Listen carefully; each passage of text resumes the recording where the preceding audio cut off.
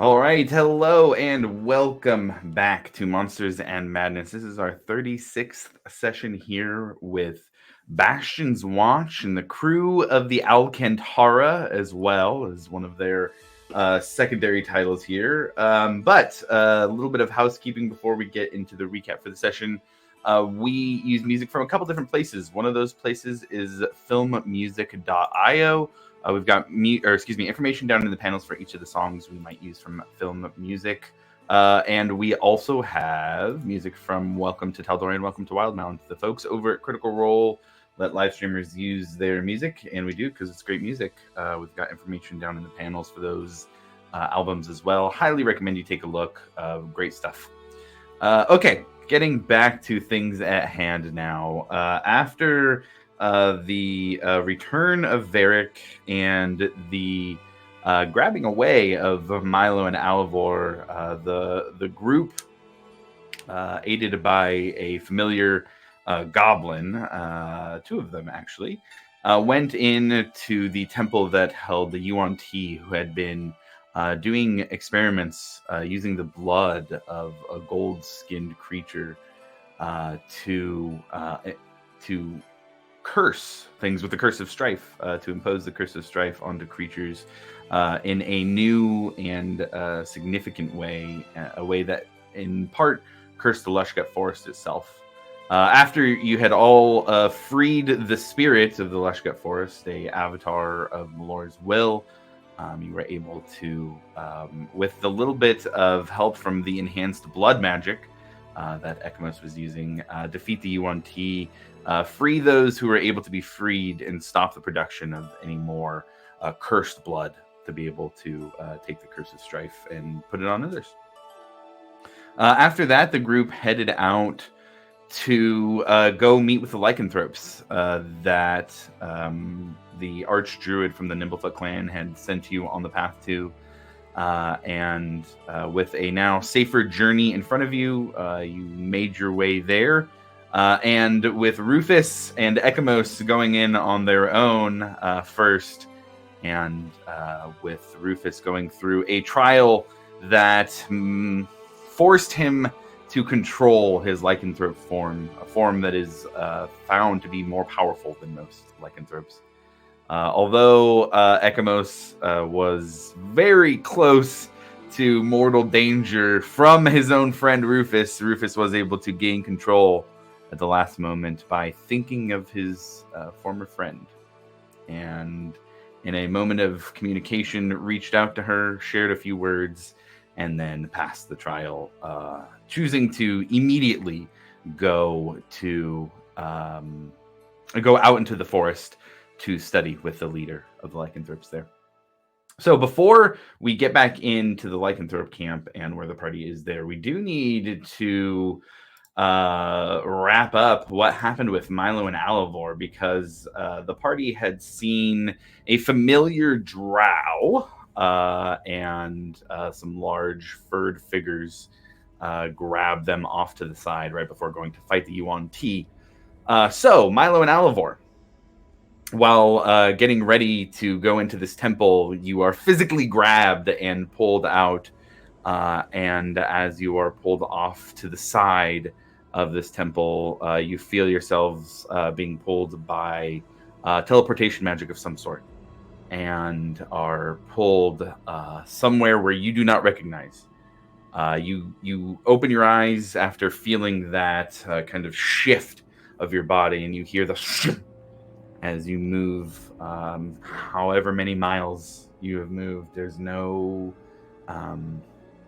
relative distance that you know that you traveled. You are now in a dark room, and you see just a little bit of light from a torch being held by one figure off in the corner. You can see that there are multiple people here, and you're still being held, arms around you.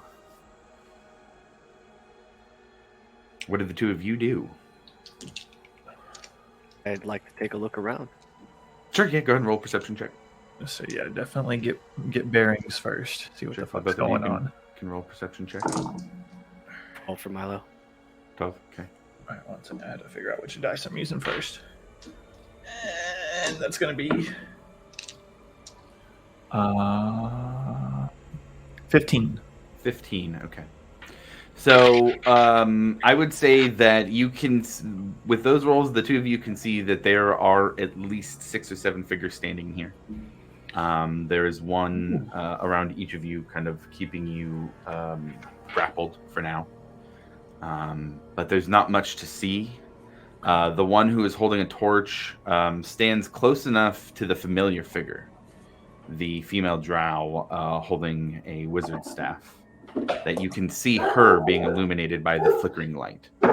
It does look to be like you are in some sort of cavern or cave. You can tell that much with that perception check as well. There is like natural flooring, not stone or any stone walls. It does seem to be a tunnel or cave of some sort.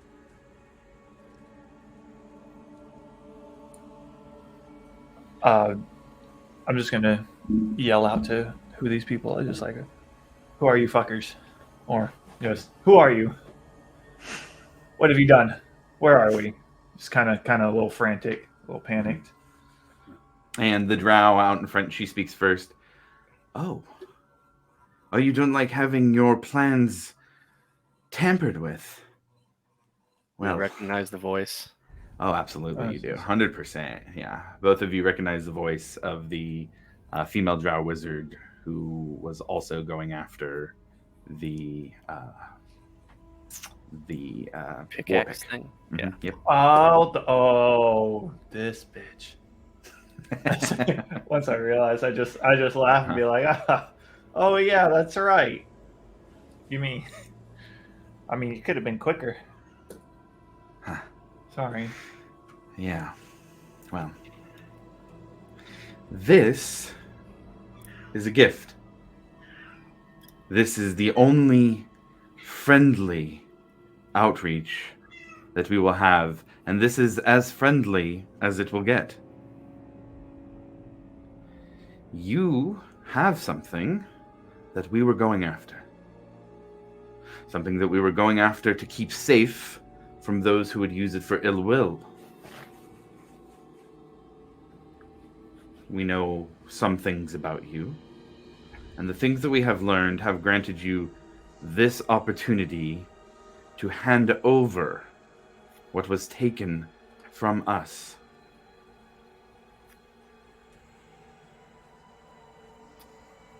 Well, see, now what you're saying is exactly what we were doing.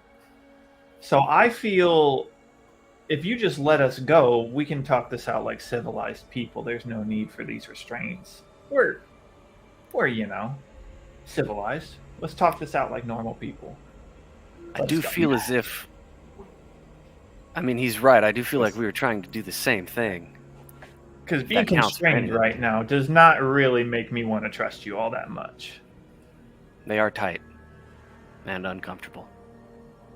She hears both of you, and she gives a nod, and you feel the arms unwrap around both of you. And she says, it is the understanding that we were both attempting to do the same thing that has left us here and not attacking you and yours.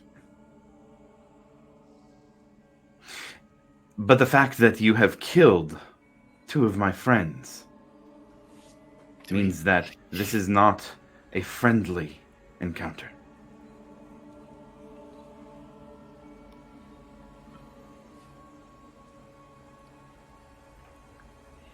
Milo, you're not going to say anything? I'm trying to think, Alivor, about which 2 those were specifically. But I'm thinking it was Varric's fault. I'm just gonna throw that out there. I was about to say, the whole attack our party, I don't think that's in the best interest. Look, we have one cool-headed, loose cannon who just does things that we can't really account for. Sometimes, I try to talk him down, but he just goes off useless, the right? rail. It's just it's like talking to I can't ice. stop him. You think I'm gonna jump in front of a steam engine? No, I'm gonna get mowed over. I try my best. The steam engine has a massive glaive. It's terrifying. That man is ridiculous. Like there's no stopping him. He's just I mean, we tried our best, but talked a and lot. then it but was a didn't seem to dark. do It was a anything. dark tunnel. You know, we couldn't really decide friend from foe. Everyone just blended together. We was trying to, we was trying to get out of there and And so much stop them blood. from doing. It was blood everywhere. It was wild. I mean, you saw it. You were there. You understood. There's blood everywhere, and then there were zombies and some giant fuck off monster. Like God, it was. How are we supposed to know? You know, we couldn't really hash the details out in the situation. So, Well, we are here to hash the details out now, because they could not be hashed out then. okay, Oh, good. that makes more sense. See, yeah, okay, let's do that. I think that's a good idea, right, Milo? That sounds pretty good. Yeah, that sounds good. Now that we're at this lull, Yeah. in our adventure. Then, here is our offer. Let us be. Friends? Let us get to the point. Mm-hmm. We have gold. Ooh. We can offer you gold in exchange for the item that you took. We can also offer a guarantee that it will be kept safe and out of the hands from the others who are pursuing it. Insight check on that one. Sure, go ahead and roll. Yeah, I was gonna say, yeah, you might be better on that. I don't know about that, my man. Actually, whenever she says keeping it safe, 1 second. Yeah, we're gonna hold detect thoughts. Yeah, Oh, okay. yeah, that whole little speech detect thoughts for sure. Okay. Are you probing deep or just going surface thoughts? We're gonna go surface thoughts first, and then if there's something that intrigues me, then I might probe deeper. Okay. And Milo, what was your insight check? It's a 5, man. A 5. Okay. So with a 5, yeah, she seems like she's being honest, I guess would be the best way to put that. Yeah, I believe her. With the tech thoughts, up, you can get a sense of what she would be thinking of. She says that, and as you cast detect thoughts, also, are you trying to do detect thoughts sneaky? Yes, absolutely. Okay, so go ahead and roll me what are the components for detect thoughts? It is verbal, somatic, material. So okay, so you got to be pulling something out, speaking some words, and moving your hands. So this is going to be a pretty tough DC to do this extremely quietly. I would say give me an Arcana check or a sleight of hand check. And so yeah, while Milo's talking, using him as his voice to cover my little whisper, and then of course. But yeah, I'm gonna go sleight of hand with this. That's gonna be a 25. 25. That's pretty good. Okay. So then you cast detect thoughts. Nobody seems to be able to tell that you're doing it. Mm-hmm. But the surface thoughts that you get are, as she says that, she's thinking about the process of keeping it safe. Here's where we're going to take it. Here's where it's going to be kept. It's going to be put into this vault. She's thinking about the logistics around the amount of guards that are going to be around it. She's thinking about how many powerful wizards can be recruited to stay guard around it. There are thoughts about the actual logistics of keeping it safe and keeping it hidden. Mm-hmm. With that, you do catch that there is a sense of concern or fear. It doesn't seem to be deception, but there is a sense of concern or fear surrounding the situation. Hearing that concern or fear in her mind, I will definitely probe deeper. You'll probe deeper? Okay. Yeah. What save is it?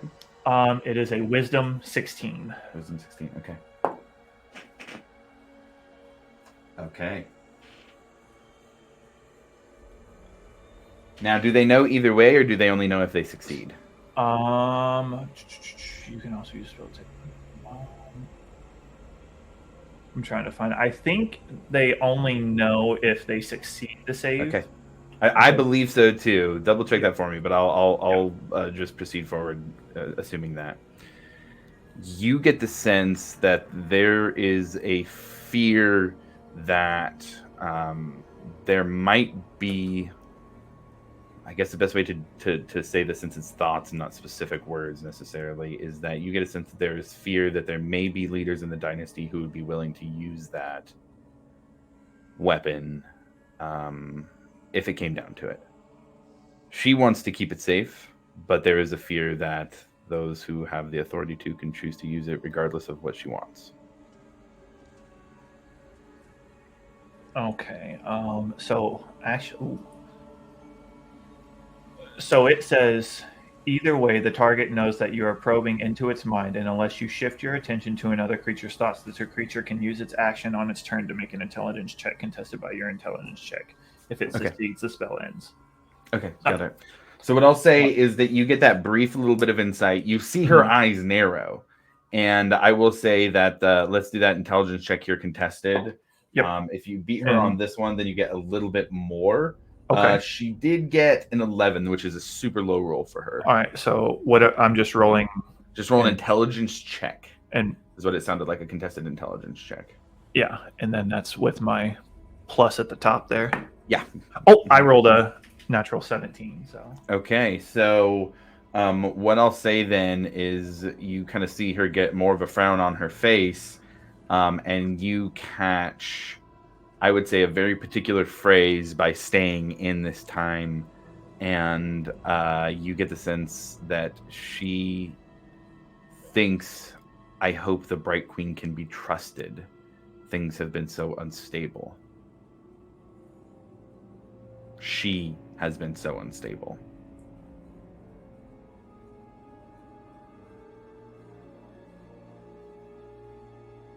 So with that, I'm going to look at her and be like, so before we talk about any sort of exchange, we don't really know who you are and if you can be trusted.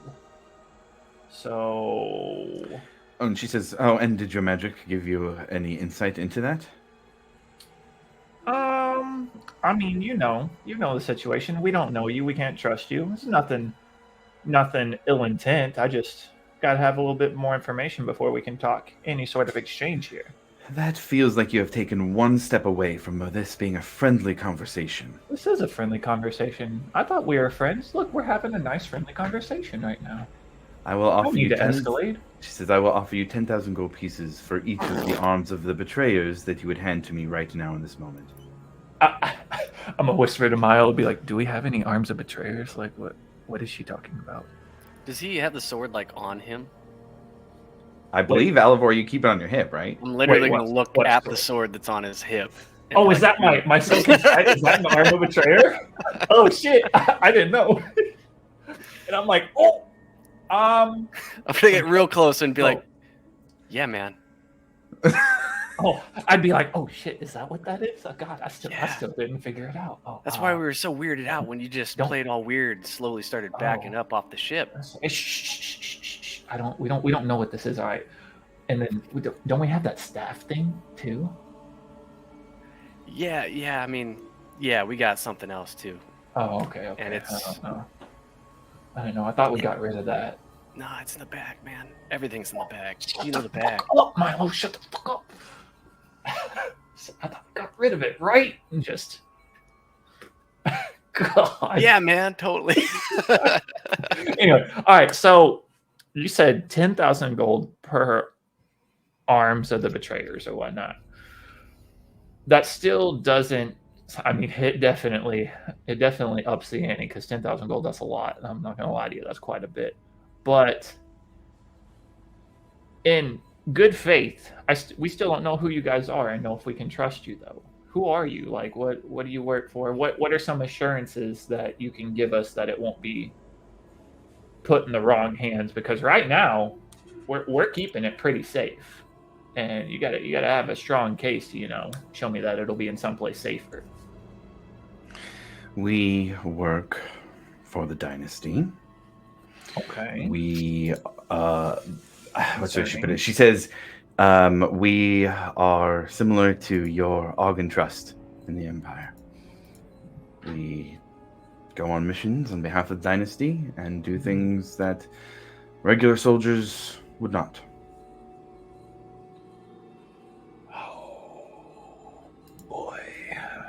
Say we're not in the best standing with either of those.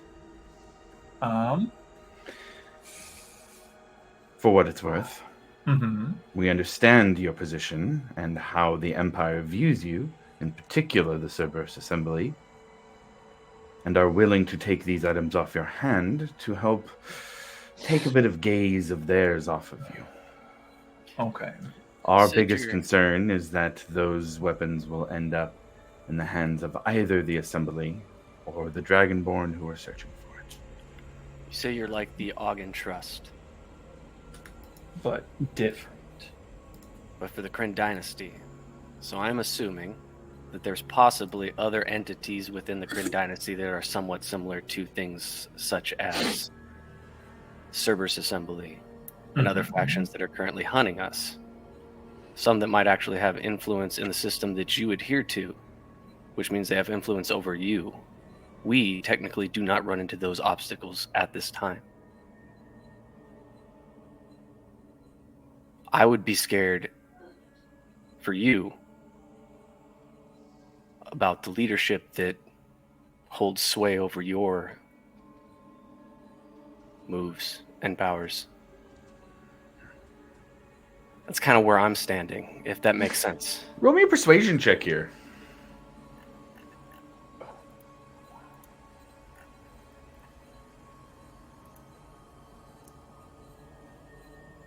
$18? Oh, Pretty good. decent. Pretty good. Pretty good.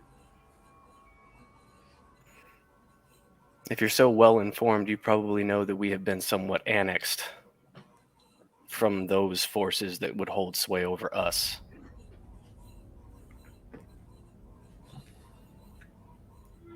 You've heard about our exodus from Hope's Bastion, I assume. We are aware. You don't move very quietly. I mean, I try. We try. We've already established a few members of our party. That's really not their way to go. So, we just try our best.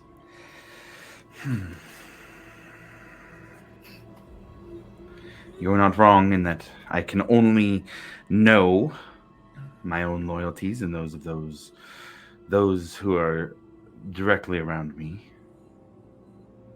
But better in my hands than of those who I do not know. I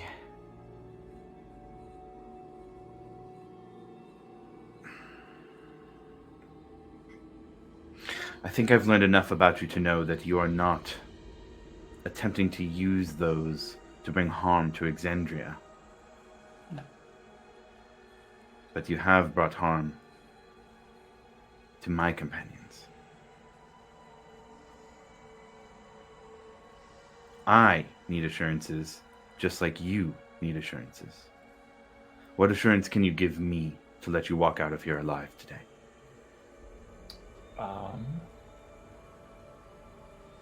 Well, the assurance I can give you is to make sure that no members of my party will harm any members of your party to the best of my abilities. I am very persuasive, and I feel like they would listen. Same with my friend here. Assurances that we could stay in touch and potentially help each other in the future. It's good to have connections, right? Friends.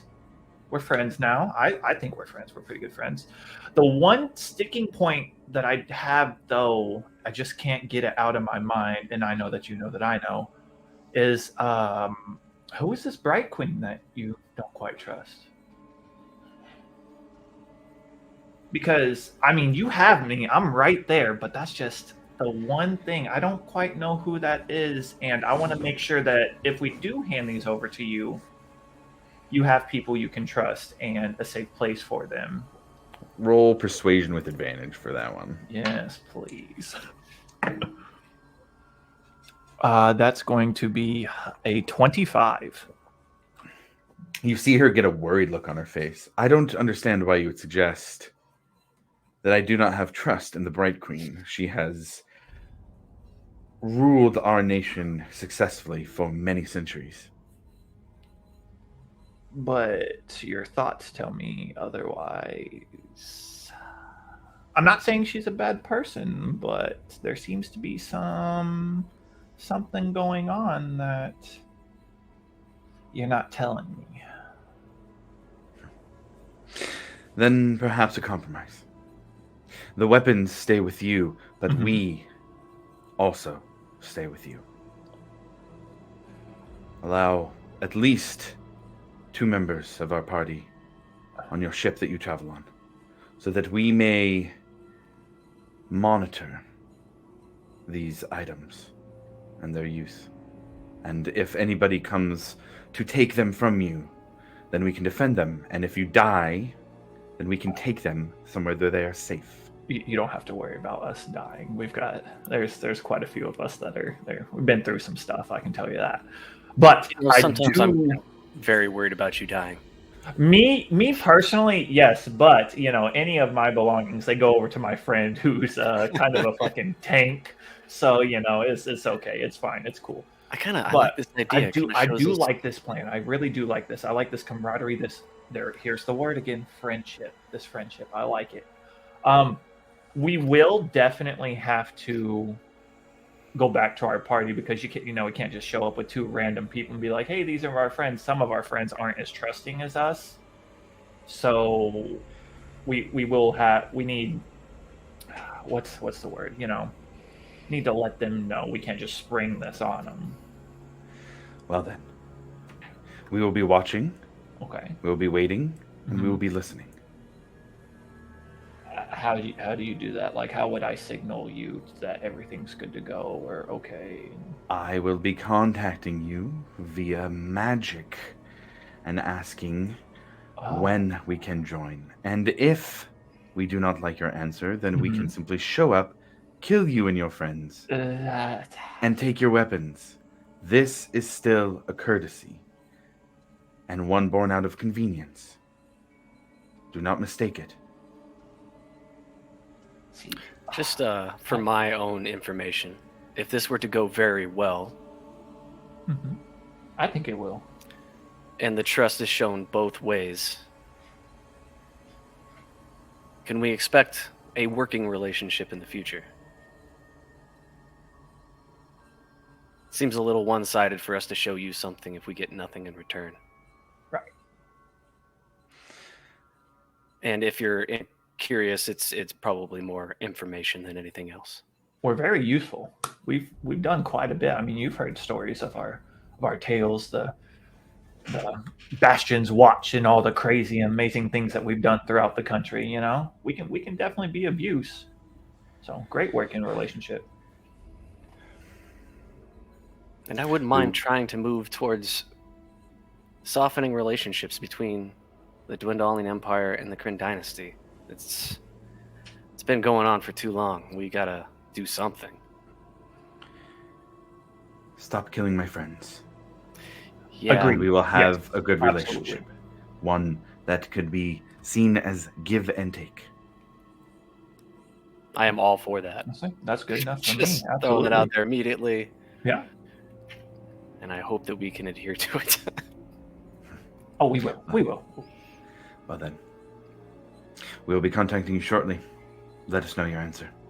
Absolutely. And you see her take a little silver bead and throw it at the ground, and a teleportation circle hits, and you feel from behind both of you are pushed into the circle as you are now back at the Lushgut camp, where the goblins and bugbears and druids were. Did she just ninja teleport us? Usually that goes up in smoke, but all of a sudden we're in a different place, and I'm weirding out right now. Well, I think I'm gonna throw up. All right, and for the sake of brevity, then, while the other group was making their way to the werewolf camp, we'll say that you guys also did as well. Spend at least about a day's worth of travel getting to the camp. And that will bring us into the rest of the party there at the Lycanthrope camp. We'll say day 2 here of your guys' time in the Lycanthrope camp for Ekamos, Varric, Grim, and Breck. Anything the four of you guys particular would have done here at the camp? Anything you guys wanted to seek out or try and do, or is it just rest and howl at the moon with the rest of them? Definitely would have been resting 100%. Yeah, I definitely would have been howling at the moon 100%. Okay, got it. Yeah, nothing in particular for me. Just resting. Just resting. Okay, got it. Same. Okay. Well, then I will say that the four of you, probably about afternoon on the second day after having been here, see Alivor and Milo walking out of the woods to where you were at, and we'll bring everybody back together that way.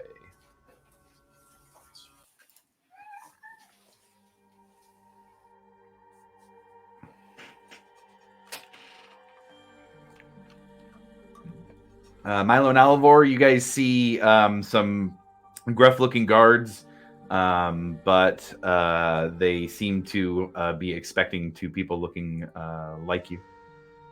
They'll take you into camp, and you see a very overall a very simple camp. It looks like one that is mostly built into the ruins here. There are various statues and small shrines to the Wild Mother and another nature spirit of a different variety. But you are able to find your friends easy enough and all group up.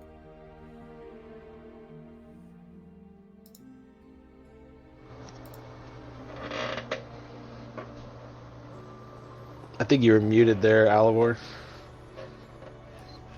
All right, let me try that again. I said, oh boy, do we have a story for you guys. And long time no see, by the way. I was gonna say, man, did you guys enjoy your little nature walk while we handled, fighting? I would consider it, more of a not nature, like dark, creepy tunnel surrounded by weirdos, teleportation, magic, weird stuff. But I guess it was eventful, right? Eventful for sure. Possibly prosperous, So y'all remember the that other group that was, in the tunnels with the zombie and the big giant monster guy that we stole that big stick from? Nope. Well, No obviously. Oh my god. That's right. You probably ran away during that time, didn't you, sir? I don't think I was involved in this party yet. Oh. Anyway. Yeah, who are you talking about? Oh my god. All right. I think I remember. You remember, when we was down You in did the the old, tunnel? you okey doked some dude, Yeah, right? I did the okey doke on the guy. Yeah. And we actually took that pick, and that other group was trying to get the pick. It was like hot potato and whatnot. You guys remember Right, that? yeah. Is this around All the the time zombies. that we came I across? think Oh, you're talking about when I was there, but I after. was somewhere else. Yeah, Oh, were- yeah. you You were lost eyes. petrified. That's right. Yeah. You abandoned us as well. Anyway, back to the people who actually might know. Ekamos and Brick. God. So yeah, I seem to recall a Dragonborn or something. yeah. Okay, that's the other group. There was an other group. Okay. Anyway, so there's this other group, right? That's part of the Kryn dynasty, and they want the arms of the betrayers from us. Okay. Why? To keep them safe, whatnot. They don't think they're safe. I don't know. They offered they're us not safe with us. Now listen, they You offered said us arms? I think that's what she said. I don't know. I We have wasn't really multiple? paying attention too much. I guess. I don't know. I thought we only had one. I knew thought we had we the only- pick. I thought we Yeah. only had one too. I don't really know what she was talking about, but Roll a deception check. Yeah, I definitely know about it. Oh shit! And of course it's low as hell. I was like, if Milo's there, he's just pointing at it the entire time. He's just gonna silently It's, point at it. Oh god, I had to roll dummy low too. It was 14. I definitely rolled a 24 insight. Oh. Breck, you can roll too if you want, since you asked. Absolutely. You guys Yeah. lucky bastards. Grim is trying so hard to just keep up with Oh, I what's got a 20. 15. 15, so you beat him by one. Of Okay. course, my So deception literally was everybody knows that Alivor's lying. They deal with my shit every day. There's What are you not- on about, You're dude? gonna Come see on. right through it. So you're talking about the sword I told you about. Listen, all right. I didn't know much about this thing. I didn't know it was an arm of the betrayer until she mentioned it, and then Milo was like that, and I was like, "Oh fuck, I had no idea."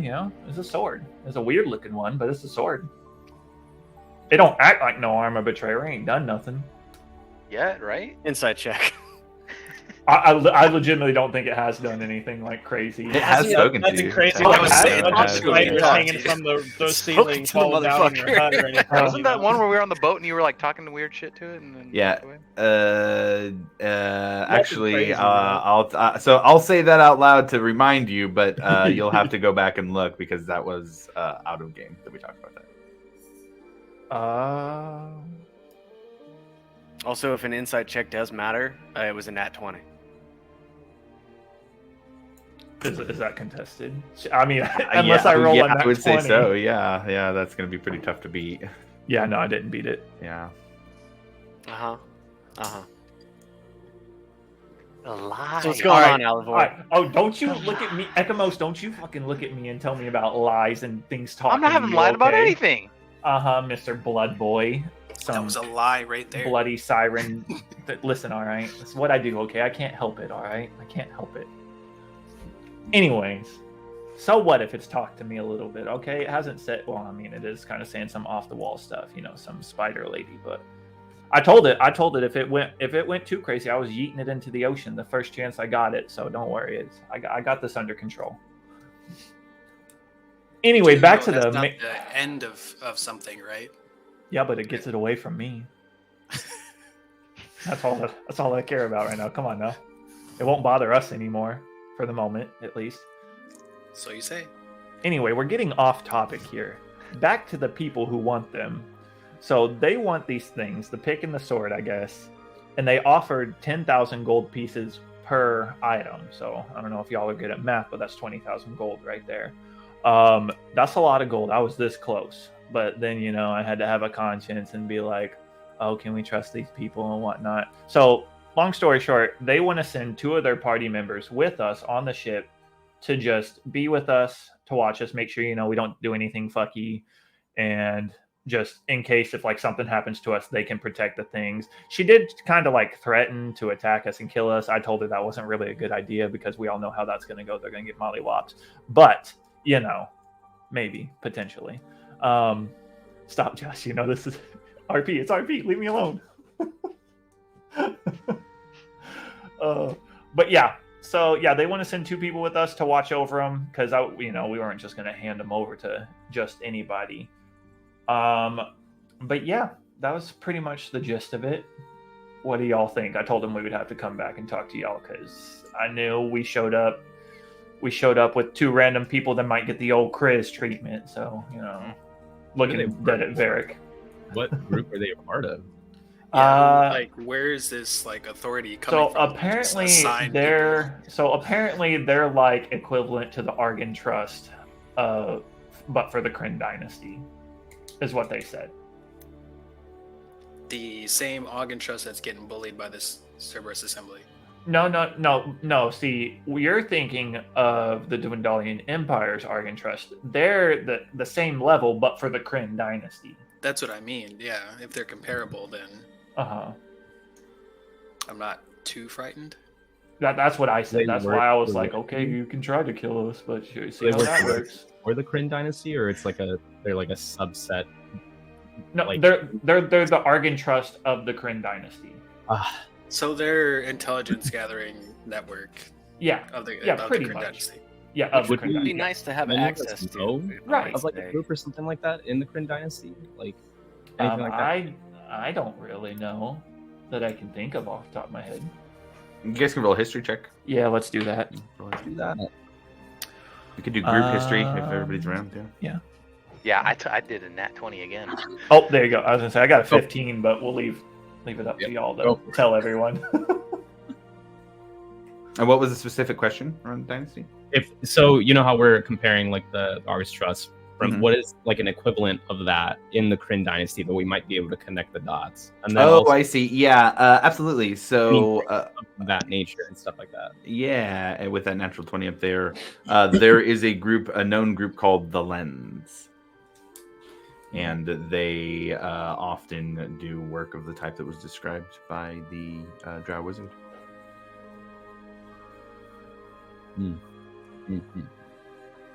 Part of the Kryn dynasty, essentially the spies to the army soldiers. Do they have a symbol? or like a. Oh, good question. I was gonna say, did we see any symbols on them while we were there? Good question. I would say the only symbol that was seen was the general banner, or not banner, but like the symbol of the Kryn dynasty, which was a dodecahedron with like a kind of dimensional infinity symbol in it. She was wearing like a brooch that had that on it. The lens, I would say, doesn't have a standard or banner as far as you guys know. And nothing that you guys saw on her that you would identify as such.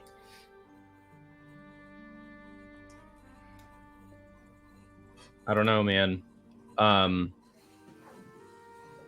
Obviously, I'm kind of like, I've never met them at all. Like, this was all stuff you guys did before I came across you, so I'm inclined to really trust them, but I'm also kind of tripped out.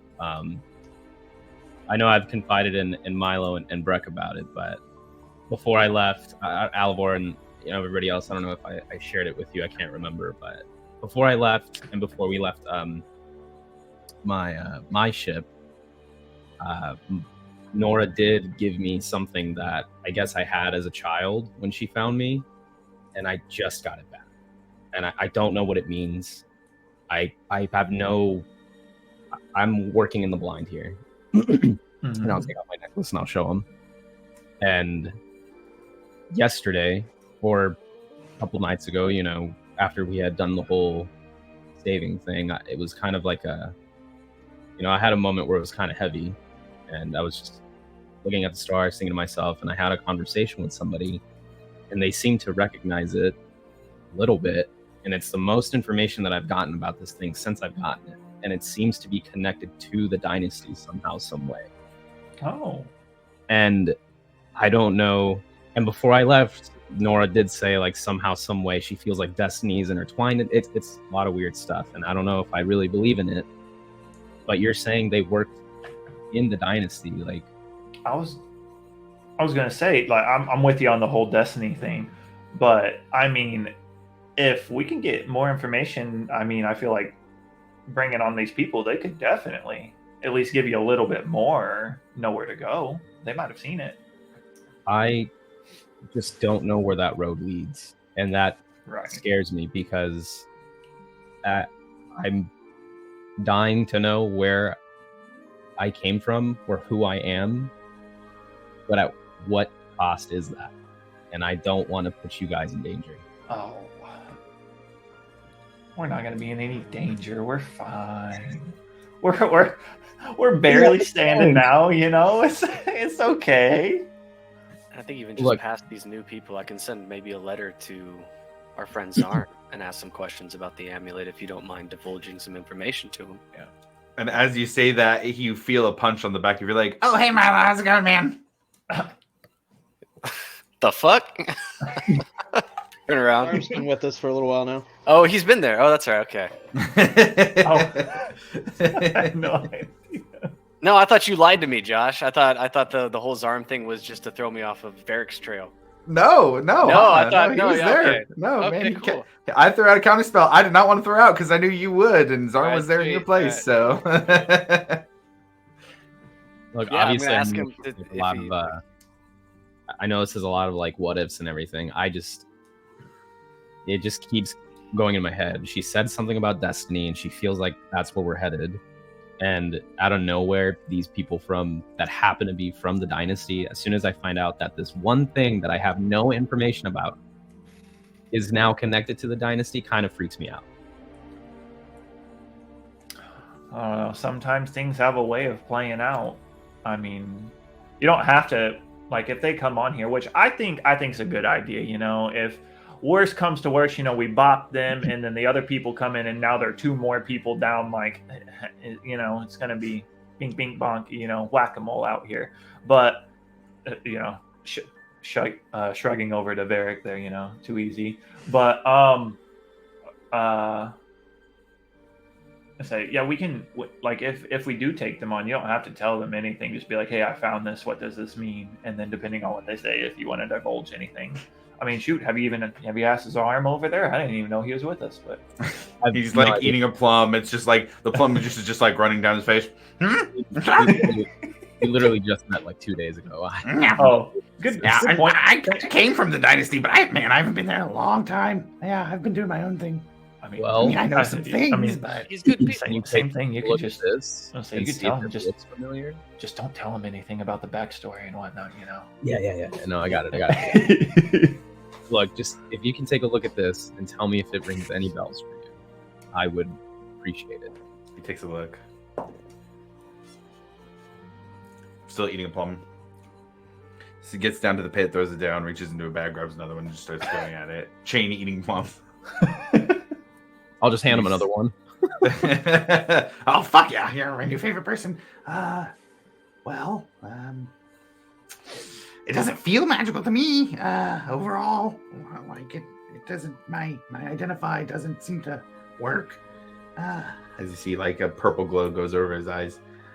No detect magic either. But it's moving. It has to have some kind of magical effect to it. No, it doesn't ring any bells for me. Sorry, man. No problems. We'll take it back. Like, I'm sure we'll find the answers, but like, I'm down to do whatever you guys want to do. If you want to let them on, cool. I just like, it's just a coincidence and it's freaking me out. Sweet. Ooh. We'll get it figured out. I'm not, like I said, if anything, we just don't divulge all the information. Just be like, hey, we found it on a dead body somewhere or something like that. You Might know? be able to get some insights about it too. Who knows? Yeah. Same. Now, my worries here, as you know, who I'm pointing to, the two beef boys there, Varric and Breck. What are y'all's thoughts on this? Yeah, untrusting bastards. Oh, I think Varric might be gone. Yeah, it's funny that you would ask that too, because I was just thinking that to take on 2 more crew members on my ship that I really don't know very well. I mean, I've got 2 people watching my ship right now that I just met 3 Who's days that? ago, 4 days ago, maybe like a week ago. Who's watching the ship? Morgana and Oh, yeah, that's right. From Yeah, but Grim knows them. Morgana, yeah. Yeah. Grim can vouch. Oh my god, what the hell? What? Did you say that out loud? That was under my breath. You might have heard it. Oh, I was gonna say, did we hear that? It's under my mask. They wouldn't hear it. Okay. I was about to be like, what the hell? Yeah, but Grim knows them, and we like Grim, and Grim vouches for them. I understand these other 2 are gonna be kind of, a little bit more sketchy, but I mean, there's 2 of them and like 12 of us, or however many there are of us. Worst comes to worst. Just stick them to Varric the entire time. Exactly. Yeah. Man counts money really well, but when it comes to people, can't count at all. I don't keep track. All right. Just say money is more important. So obviously. Hey, my fault. I was dealing with a situation. Okay, perfect. Just in time, though. Get back. What are your thoughts on taking on 2 extra people? So I only really caught the beginning of it. Uh-huh. Basically, that these people just assume that they can attach 2 people to us just because. Because they want to. So they claim they want to keep the arms of the betrayers safe, and they, since we weren't willing to just hand it over all willy-nilly and whatnot, which you guys are kind of making me wish I did, because I'd be 20,000 gold richer by now. But anyway, About it as a probationary period of trust. yes, like a probationary period of trust. Yeah, that's a great way. God, such a way with words. So where does say we allow this, where does it end? It Are they ends... just forever attached to us because we have these items?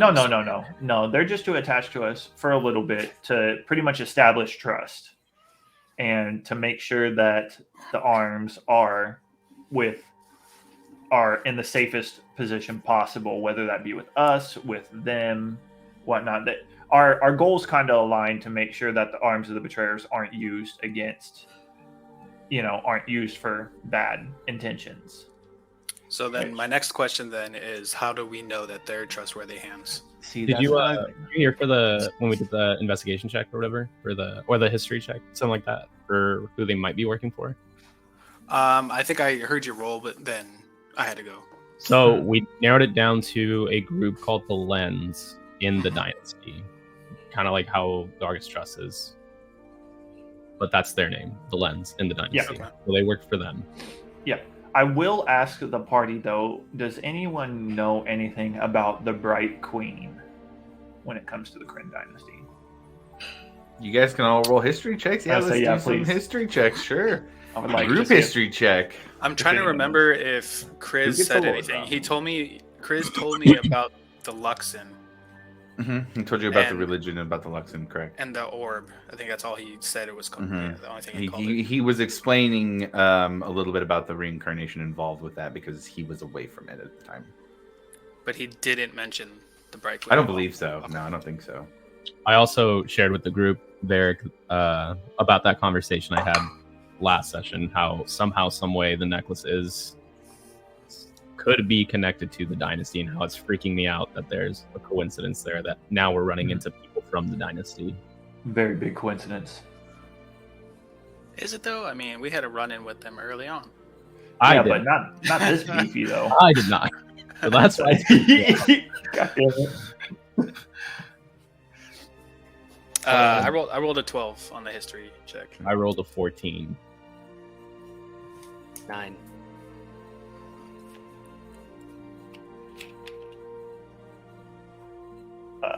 Four. Okay. How about Breck? I got a 7. Damn. Nobody knows. Man, a 12 is the highest on a group check. 14. Someone got a 14. I got a 14. 14. Okay, so 14. 14. Okay, that's a little better. That's a little better. Okay, so I would say then with the 14 that the Bright Queen is the queen of the Kryn Dynasty and has been for many centuries. She is 14 is enough to give you guys a little bit of lore that she is one of a very elite group of members of the Kryn Dynasty who have lived many lives and brings the wisdom of those many lives to her rulership. The Bright Queen has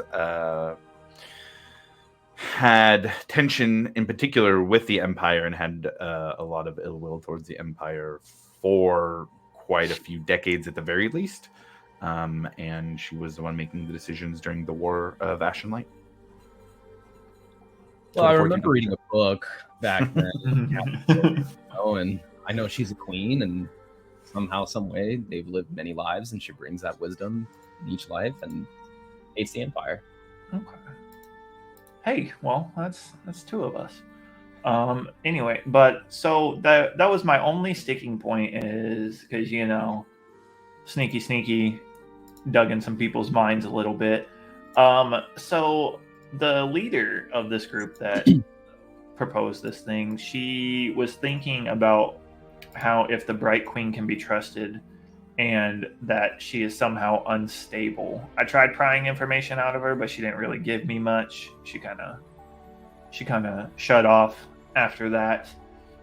My biggest thing is I feel like these people not completely trustworthy, but I feel like their intentions are good, but in the same breath, kind of like how the Dwendalian Empire is, even though they might have good intentions, I feel like there's other factors or corruption and powers above them that even though they want to keep it safe, they might not be powerful enough to keep it safe, regardless of what they think about themselves. And that is an accurate description of my feelings as well. Mm-hmm. And that's why we decided to, not hand them over. So you found out she harbors some sort of mistrust towards the Bright Queen? Kind of. And like I said, I confronted her about it, but she shut down and didn't really give me much on it. And that did seem to be the swaying fact why they didn't try to take the items off of us. Yeah. But I think if this is as much a effort by them to trust us, we get to watch them and see if we can trust them as well, which I think is a mutually beneficial relationship, especially if they might have any sorts of information we might glean from the network from the east. We have nothing from that area. I mean, when I look over its arm, you're it, dude. Just eating another plum. He has pulled out like a fourth plum. You got more of those? Like, is that Can I have one, man? No. You said you had so many. You've already gone through like 3 of those things. Right. They're for me. Look at your face. And anyways, don't worry about my face first off. And anyways, I think it's all fine and dandy to work with the dynasty, but last time somebody tried that, they ended up dead. And he just stares at Varric. Oh. So, do you know much about the Lens? Like what their whole shtick is? That's even. I mean, did we pretty much decipher that's who they are? That's who they're working for?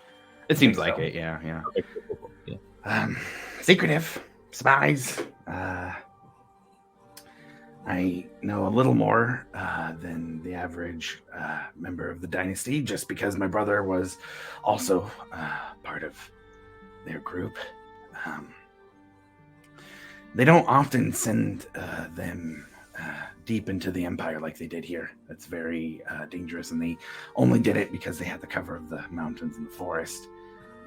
They don't do a ton of things outside of Wildmount, but it is a lot of going to the borders, towns that are close to the Empire, close to other nations to the south, and making sure that the most favorable thing the dynasty needs is what happens.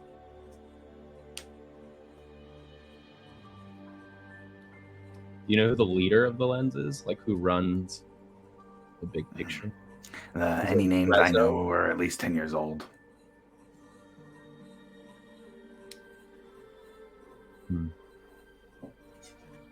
So we're dealing with a dynasty spy network. Mm-hmm. Who, well, I think this could be a great opportunity, like Milo said, to learn more about the East. And he did bring up a good point to where if we do have them with us, not only will they be watching us, it's going to give us an in to keep an eye on them as well. They're just going to send 2 randos, like 2 schmoes? Well, they said 2 of their party members. They didn't really specify who.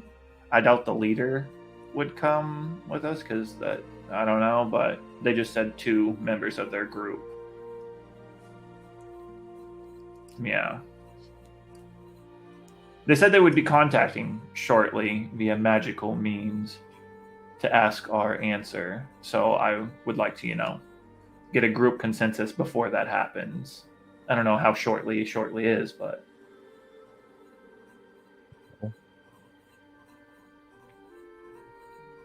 I mean, I think ultimately it's really up to Breck and Varric. 1, because Varric just scares me, and 2, me too. It's Breck's ship. So. Trust me, we told him about Varric. We told him, Actually, that was like the first thing we said. Yeah, they're all mad because we killed 2 of their party members in the tunnel, but then we was like, that was him. Who's that guy over there? Even though I think he was out for like the entire fight, but when in doubt, put all the deaths on Varric. It's okay. It's terrifying. I think, yeah, honestly, Breck, it's your ship. You're the captain, so yeah.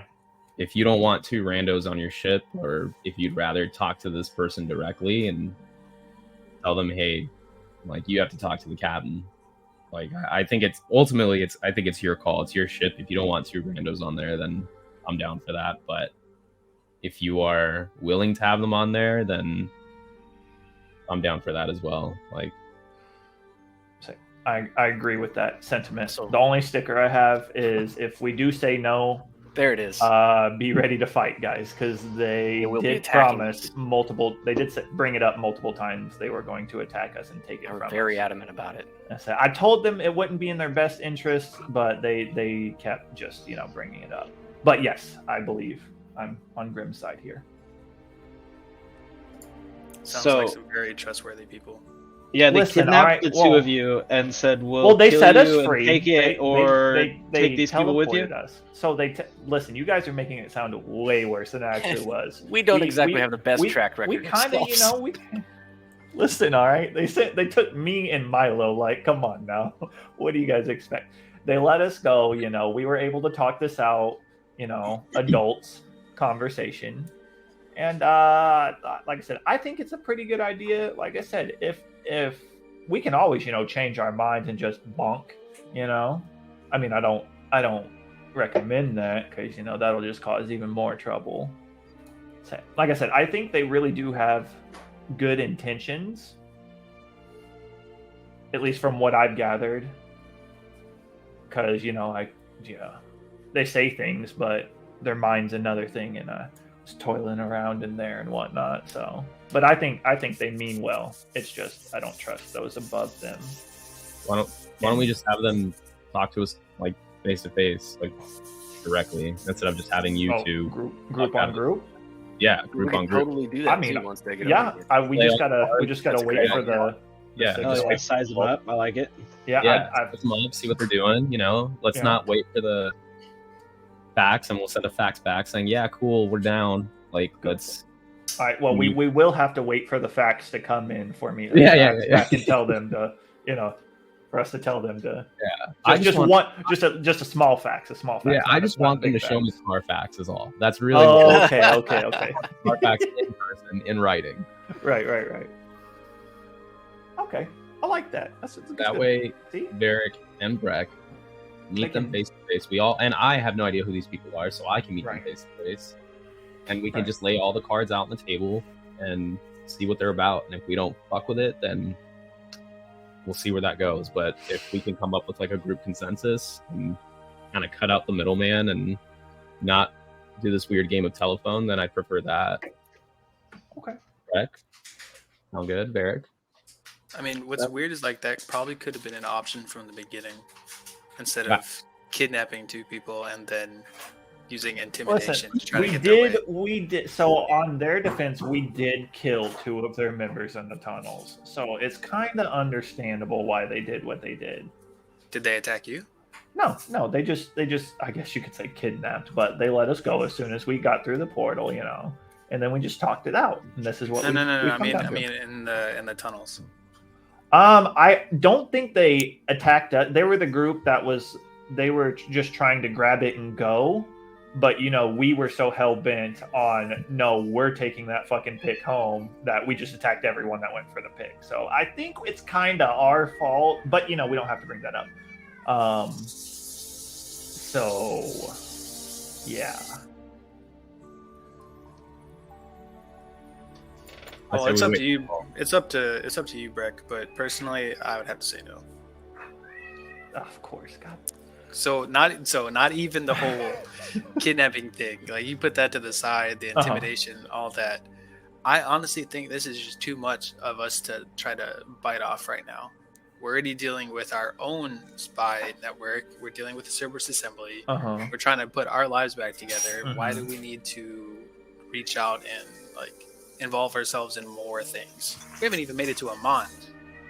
That's been the goal That for is how true. long? We have been on our way there to deal with this whole thing. That is a very good point. I kind of forgot about that. I mean, I guess, but You just kind of forgot about all the people we left behind. I guess no, I didn't forget about everyone we left behind. Okay, we just keep getting sidetracked. Okay. I guess that's for them to try and sell us on. Like, if they say something kind of that's worth merit and convincing, then at least we hear them out face to face. But Yeah, like I said, not everything was said to be prepared to fight though, because if they show up and we say no, like I said, they said they're gonna attack us. I don't know how well they're gonna stick to that, but they did seem pretty upset earlier. But anyway, I think like Grim said, I think we should just hear them out. And then we just gotta wait. Then what I'd say then is, for brevity's sake, you wait till that evening. Alivor, you receive a message, a sending spell that says, "Has the decision been made?" Oh, am I with the group? Sure. Oh, guys. Oh, she's contacting me. What do I say? Say bring the squad. What do I say? How do I put this? Bring who you must, but we all want a face to face. Let's have a meeting. Yes. Okay. All right. I'm going to. What's my limits on this? 25 words. Okay. I'm gonna say spoke with party. Need more information. If you can come. What am I at? 10. All right. Bring the group so we can hash this out group on group. I think that's. I don't know. that was rough. Alivor, go at this is I guess what's the best way to put this? So go ahead and roll a wisdom saving throw. Okay. This is not a sense of like you feeling like you're getting attacked. Okay. Wisdom save's going to be an 11. 11. Okay, got it. She says after you fail that, probably about a minute passes, and then you hear head directly north. Meet us in 1 hour. Okay. All right, boys. So I think they're down. They said head directly north and meet them within an hour.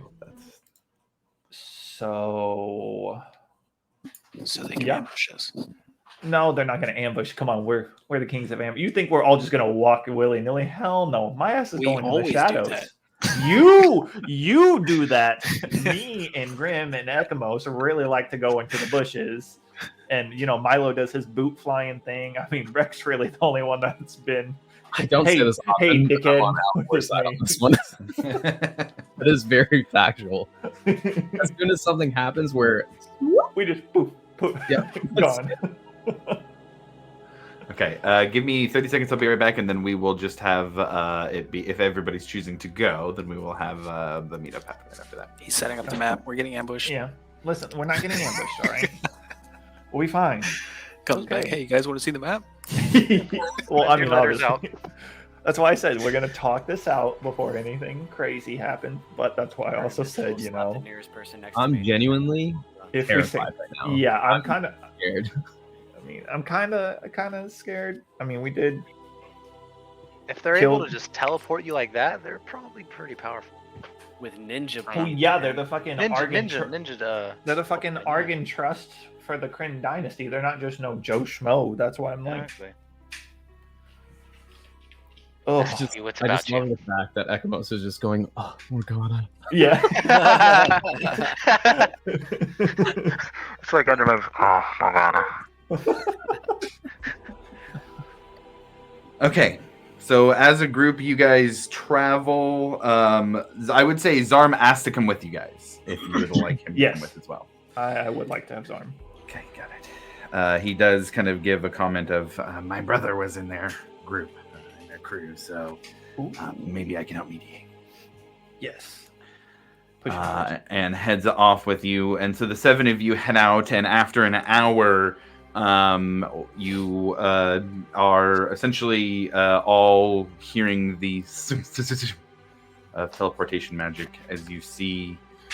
I would say there are an equal 7 figures here that are standing semicircular Would around there you. have been an opportunity to short rest? Yes, for during the whole time, absolutely. I would even say, given the time, I kind of just jumped over it quick based on how much it passed. You guys, Alivor and Milo, you two can mark a long rest as well. Oh, thank there we go. goodness. That works Oh, even- thank God. In fact, everybody can mark a long rest if you Like, have I don't know how useful I'm going to be, guys. No, everybody can mark a long rest if you haven't. We're Vicious kind of playing a Mockery, little 18 little times. wibbly wobbly with the time frame. So I wasn't too bad off, but not fresh. We're on E. I was at 1. Okay. Okay. That's right. I did miss out. Thank you a for the lot of perspective, things. sir. All right. So now, in the dark of night, a couple of them you can only see light reflecting off of their eyes coming at you, but there are 7 figures here around you as well.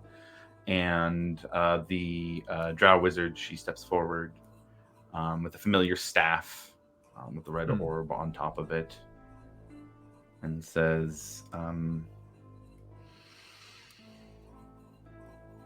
"We're here for your meeting." I'll look back to the group, be like, "You guys want me to take the lead, or who was?" I mean, I'll walk up there with you if you need Oh, me. yes. And Zarm, you're coming with me too. And I just like grab him. I mean, this is really also like a big one for Breck and Varric. So if they want to also go front and center, I say actually, I say show of force. We all go up. let's do that. Why not? Man. Yeah. So all of you awkwardly walk forward together in line. Yeah. Say hello, friends. Welcome. It's nice to see everyone's faces again. These are my friends. And yeah, we would just, some had other questions that I couldn't answer, and I figured it'd be best if we all met everyone on everyone. That way we could talk about the details more.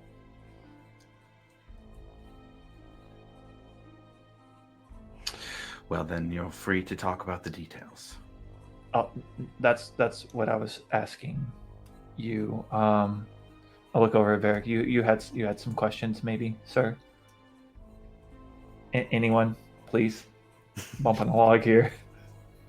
I pointed I'm out just gonna- that you want to put he and on my I are ship. totally with I was you, gonna say, but you're gonna I'm have just to gonna do start this. spouting words here if people don't talk.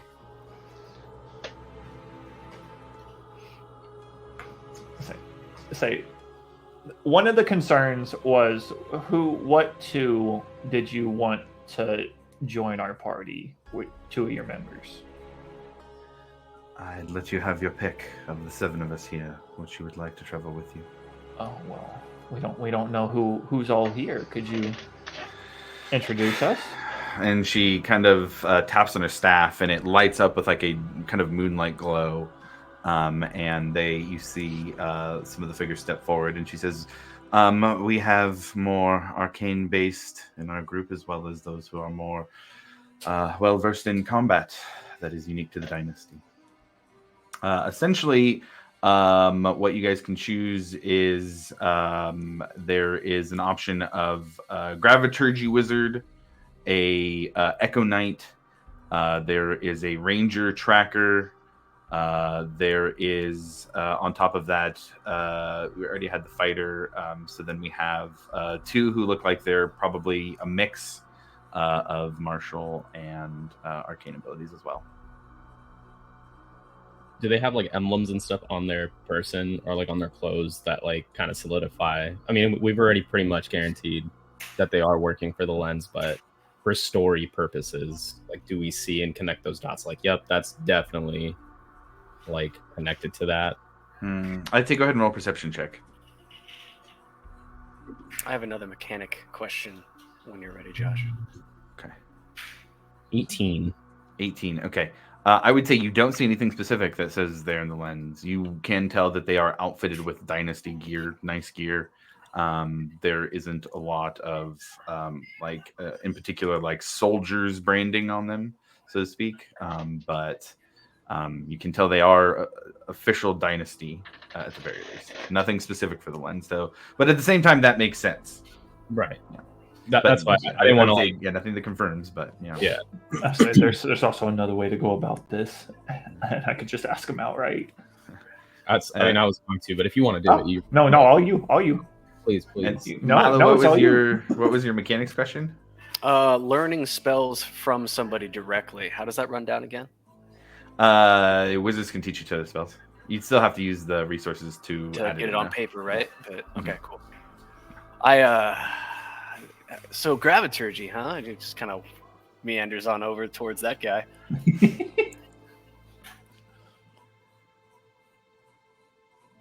Look, I think the biggest thing is obviously for most of the members of our party, if not all of them, this is the time to lay out the cards on the table. If we're going to develop somewhat of this pseudo trust, it has to start somewhere. So if there's a whole story that you haven't been comfortable to share, unfortunately, I don't think Comfort really gives a shit right now. Like, that's not our choice. I don't think that's any of our choices, as much as we want it.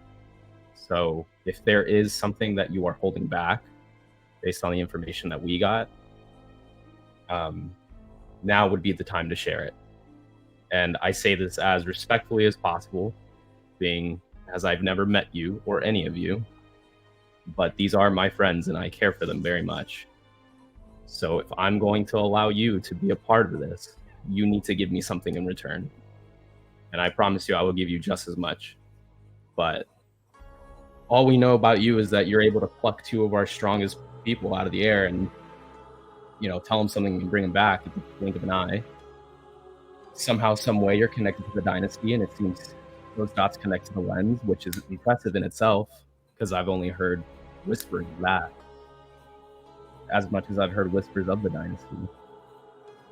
So I think we just need to lay it all out and see where we go.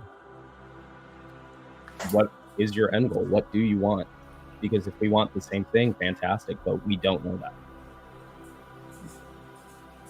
I couldn't agree more. In fact, I was going to say, that was beautiful. I'd like to add to that. It's gorgeous. It's How about, as a show of trust between both parties, we do so within a zone of truth? Ooh, I agree. I I'm second down. that. Let's do it. Surely you don't have any, reservations if trust is what you're trying to establish.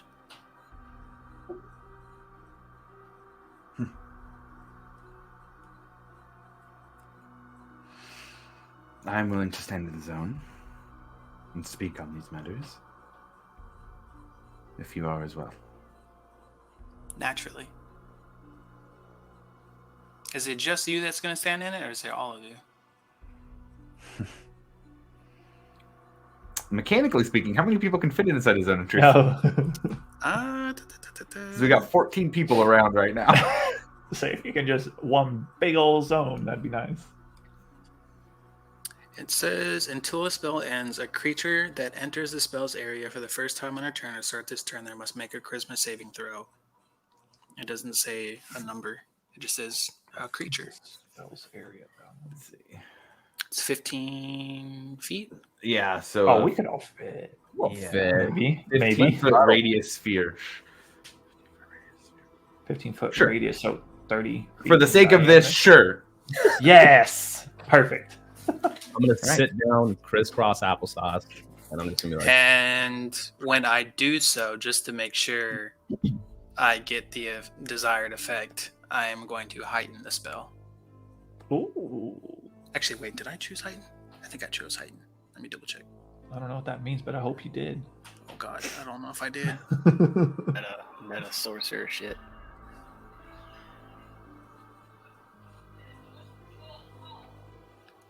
Where are you? God, I have so many things. Just get lost in it. That is crazy. Font magic, meta magic. Disregard everything I just said. I did not choose it. Oh, Got it. Okay. So as you cast Zone of Truth, everybody willingly gives up their saves in both parties. Everybody is now bound to the truth. Oof. So they can either, I believe you can choose to fail it. Let me double check. Yeah, you can. I was just assuming everybody chose to fail it, for the sake of everybody submitting to the zone. Oh, Oh, God. This I is don't. gonna- I don't detect anyone choosing not or to fail it. She gives the nod to everybody, and they all choose to submit. God. Perfect. Ugh, I hate this. But So yes. as a show of trust, from me to you, ask me a question.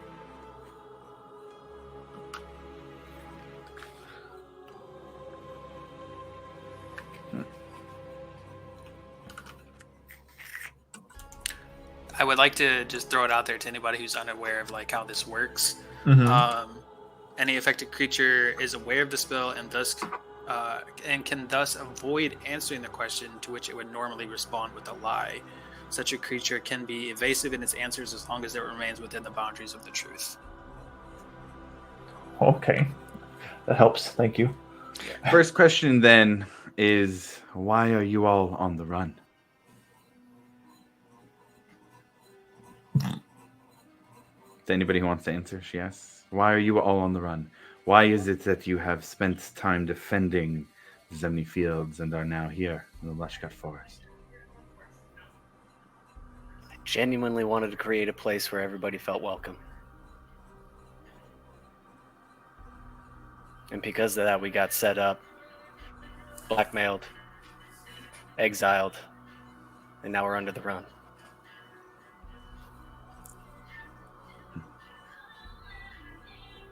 Question for a question?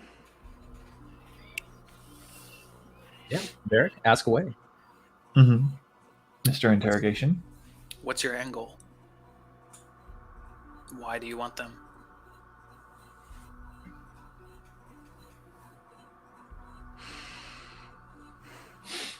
I was stationed in the southern parts of Jorhas, and I have seen the nation of Dragonborn rise in power. After Draconia was destroyed, there was a vacuum. And some members of the Lens watched as that vacuum was filled in with something a bit more visceral. We aim to keep the war pick away from them.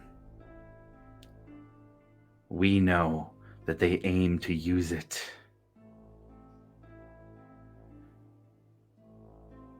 in an attempt to empower the betrayer god that they serve. It is one of two that they need.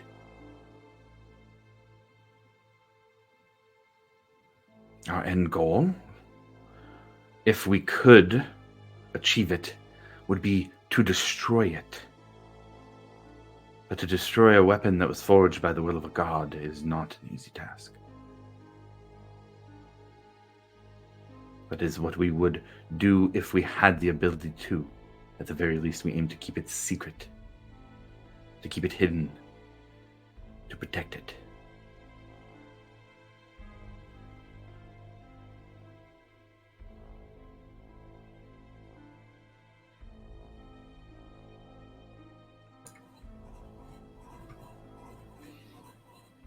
So, like, is this they ask first and then we ask, or can I just ask, and like, so back and forth, or just can we just have questions flying? Like, how's this work? Just You can answer certainly try. questions. Okay. Quick question, kind of going back to what you decided to evade last time. Why the mistrust in the Bright Queen?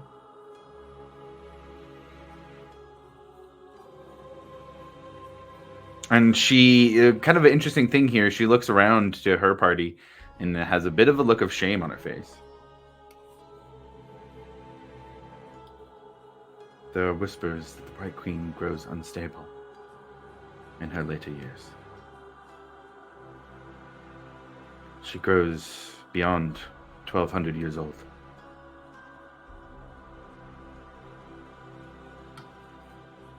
Some are worried that she is falling prey to a affliction of the Umavi, those who have been reincarnated over many lives, that the weight of those lives, the weight of those memories,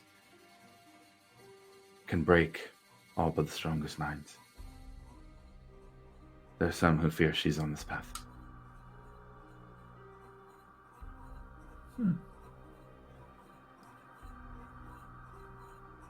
I'm sorry, how many years did you say? Beyond 1,200. So 1,200 years and we couldn't come up with a backup plan? Oh my god. Are you saying that out loud? Of course he is. Of course. Yeah, why not? It's Let's not quite stir so the simple as spot. that. Yeah, it's not quite so simple as that. There are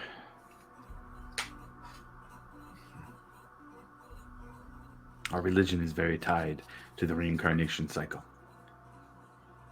And the power that is gained is quite substantial. One who expects to rule forever would not set a backup plan.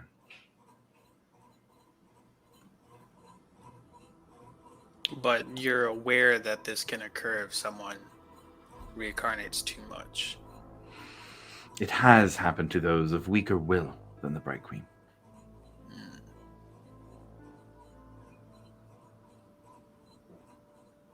So then I guess my question is, if you fear some sort of destabilization within your nation, are your hands truly the safest right now? That is why we're here. To compromise and find the best and safest route. I believe it's my turn for a question. You talk about wanting to create a world for everyone. You talk about us and our intent against you. Yet we stand across from your party with dead members by your hands, and you do not. One who was killed while imprisoned.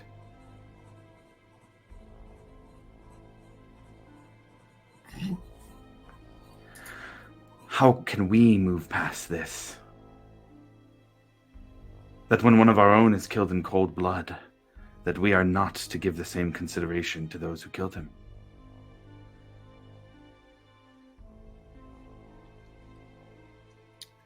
Do me the favor and tell me where he was killed.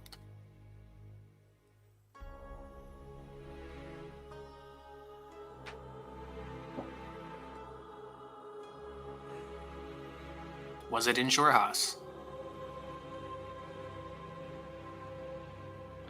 He was killed in the Velven Thicket. Where is that? That is the land of the Numblefoot Gnomes, if I remember correctly. Within the... Is the Velven Thicket part of the Dwendalian Empire? Does it lie within its borders? And are the laws for trespassing murder? Is the punishment for trespassing murder? You are telling me that your brother, or that this individual who is part of a spy network snuck into the Empire and was killed. That upsets you. It almost sounds like the people that went on that trip knew that that could probably happen. If I were to do the same thing, I would expect to die at some point.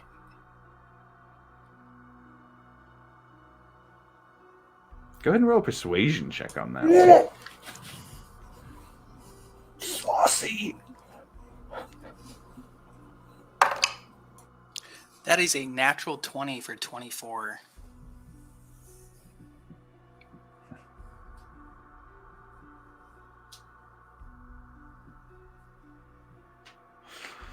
Your point is understood. And as he says that, I look at Zarm. I'm tired of that dude keep bringing it up.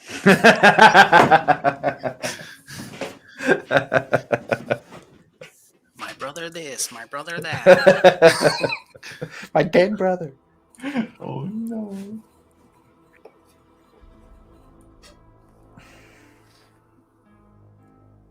Your point is understood. But your methods are also laid bare.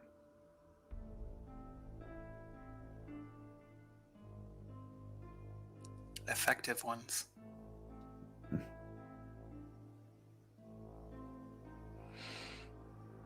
And then how about the next question?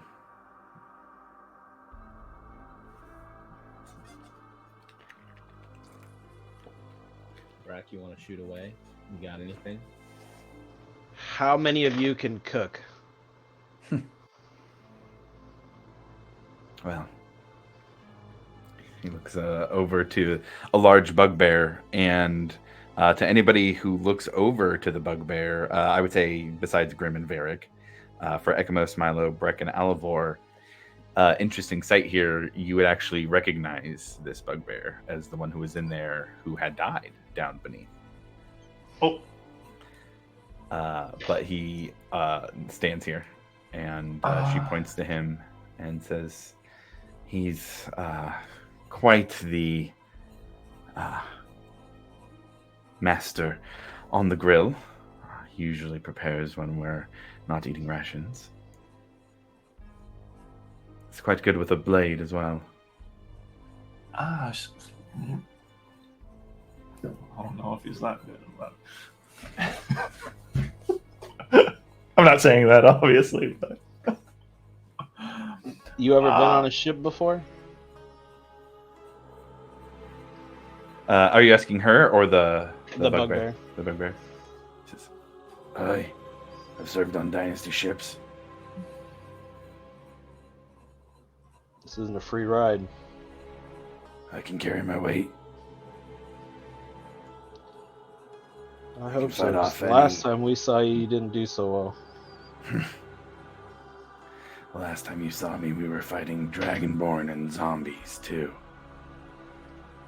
Yeah, it seems to be a norm for us, so if you're not good against that, I would be careful. didn't die, so just a little friendly shade. It's all good. It's all friend.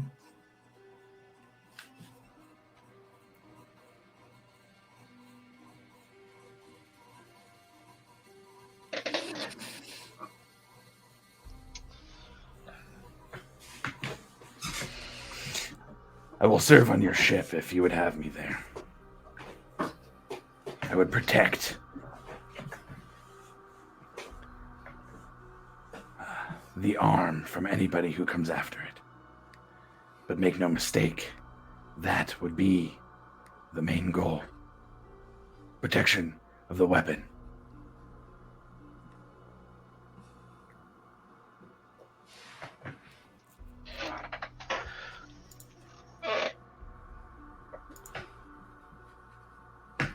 So if it came down to it, you would cut and run with the weapon rather than stay and fight?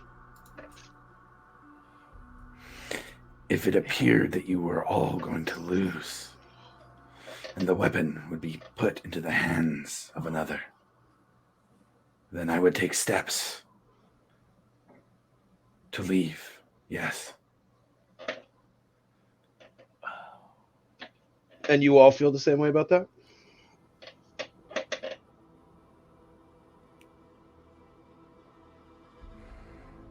They kind of all generally give nods, and the drow speaks up again. Perhaps if trust is built, then that can be a different answer in the future.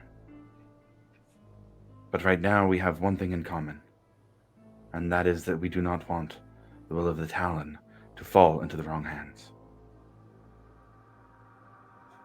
That, at the very least, is something we can agree on, and can both fight towards. So I have another question. You said they needed the will of the Talon was one of two. What's the other one? That one, I'm gonna say roll a perception check at disadvantage. God, Or not perception, persuasion. Persuasion Persu- disadvantage. persuasion. Oh! That's gonna be a 27. With disadvantage? I rolled a nat 20 and a 16. Okay. God, fucking bards out there. Persuasion.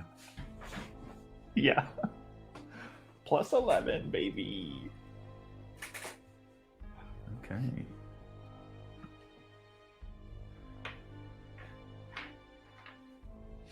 They need another arm of the betrayer. Right, but which one specifically? One that is tied to Tiamat. A headpiece. Oh. And that is all she says. Okay. I mean, that suffices for me. I feel like we see that, we're gonna know it when we see it, type of thing. So I'm cool with that answer. Does anyone know the location? This is just like an entire group question. Does anyone know the location of that headpiece? Just out for anyone to answer. Nobody would answer. Of course not. Yeah, nobody would answer. And I would even say without even needing to roll an insight check that they might, for sure. Absolutely. Yeah. But given that they're having to negotiate for this one in the first place, not something they'd share. Do spells count inside the zone of truth? You can try and cast a spell if you'd like. I don't know. It's fine. It's fine. We'll figure it out eventually. There's the easy way or the hard way. The choice is yours. I'm choosing the hard way. It's fine. Tell me, if there are 2 members of my party on your ship, will you treat them with respect and not use them as shields in any combats? Allow them to do what they are there to do, to protect the Talon. Well, my shield's pretty good. I don't really need your friends. Oh, I kind of like my shirt. Amen, Say, brother. I will do everything in my power to ensure that if I can help keep them alive, that I can, but I will need the same from them as well.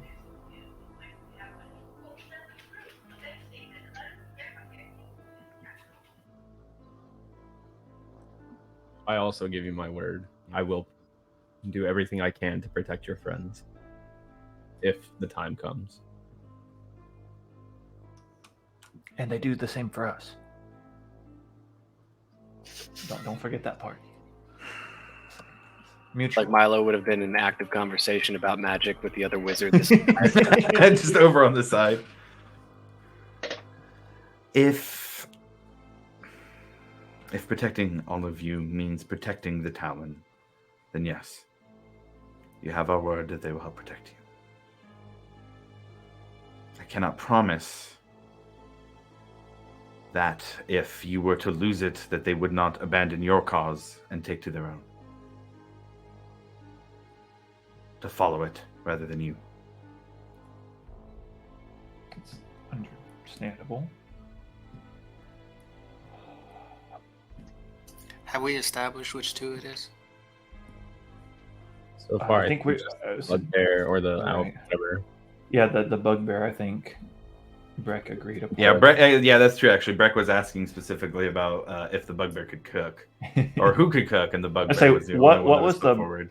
What was the bugbear's abilities? Because I know you mentioned out a couple of them. I'll just They tell you were- guys, the bugbear is an Echo Knight. Okay, that's one of the cool ones that I've heard. I was like, yeah, let's get that one.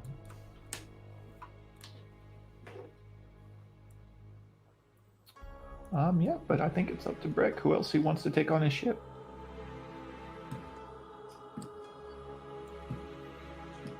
Zarm, what are you doing these days? He kind of, look, and he's still got like plum juice. He's not eating plums currently, but he's got like stale plum juice on his face. Oh, I was helping out in Uthadern, but was just kind of filling in where I could. I don't have a ton going on.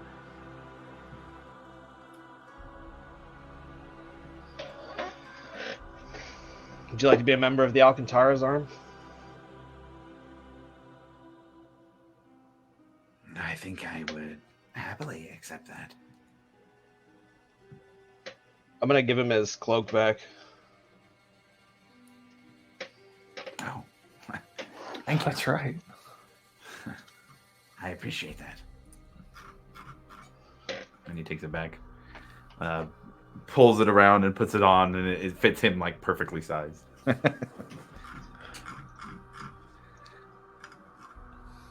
Perhaps, and he steps forward and begins talking to her. Perhaps I can serve in Chris's stead. He was a member of your team, and I could go and help report back. I already have some experience with this group, and perhaps can help bridge the gap.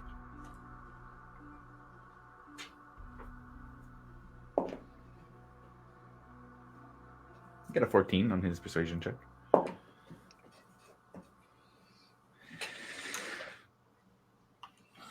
She says, fine.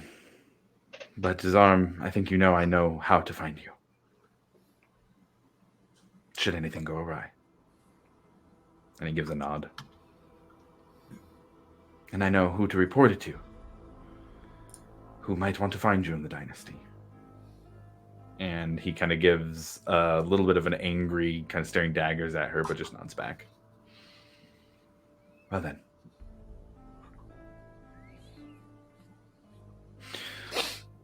We have Rosan here and Zarm to go with you on your ship.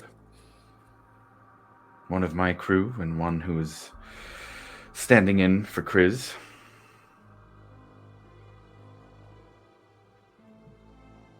That is acceptable to us if it's acceptable to you.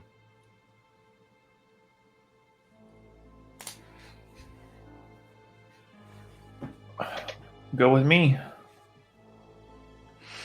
Tell me, while we're still in the zone, what need do you have of the silken spite? Surely it must be whispering in your ear. Drop the zone. See, not really a need. Do I feel the zone? Do I feel the zone go down, or do we know? I would say so. Yeah, if you guys can tell. I mean, I guess if it says otherwise in the spell Can we description. tell Let there? me, let me double check. I say don't it would think actually says it would anything. actually be better if we can't tell, because then they would know it went down.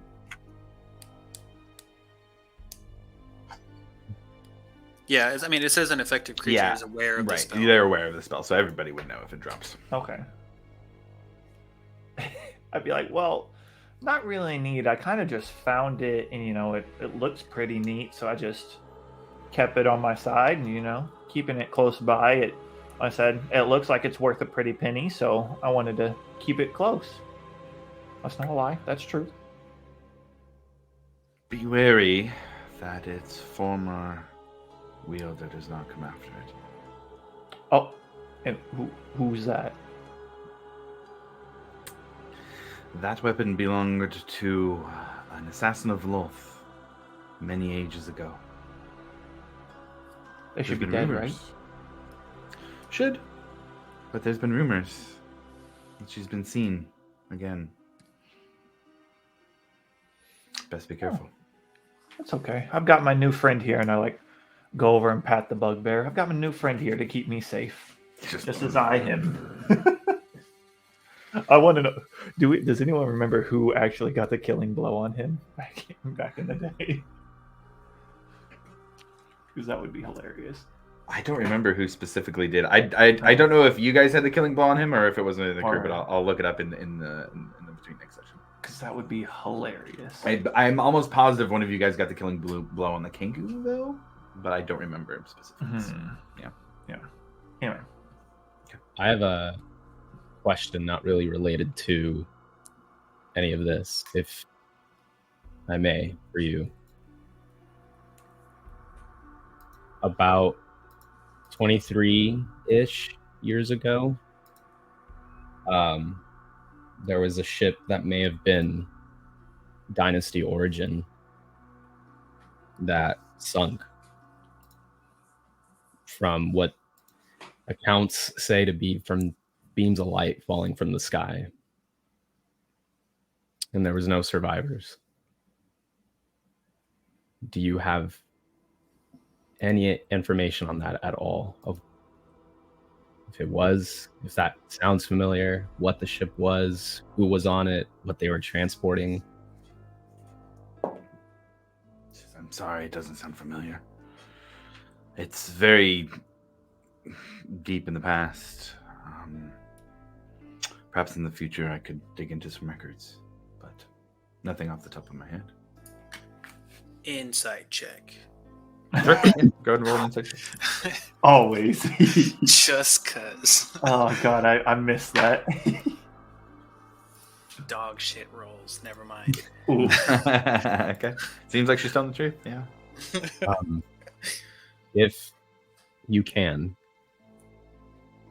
and like I said, this has nothing to do with this. This is more so in something I've been looking into myself, and any help would be appreciated. And hopefully that's a start of some more trust building here. The only thing that I've been able to recover from that wreck is this, and I'll pull out the necklace from my pocket. Okay. And I'll show her the necklace. I don't know what it means, but the dots I've been able to connect link it to the dynasty. Eric's definitely watching for like any kind of reaction on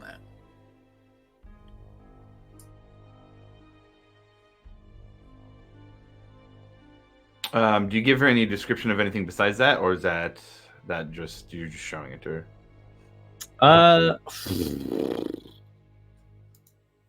I will just show it to her. I won't give her, I'll just tell her what I said. Like, this was recovered in the shipwreck. Do you have any information about it? Do you know anything about its current state or where it came from? It's mine. I was on that ship. And apparently it was around my neck when I was found. And it hasn't stopped spinning, apparently. There are many odd artifacts to come out of Xhorhas.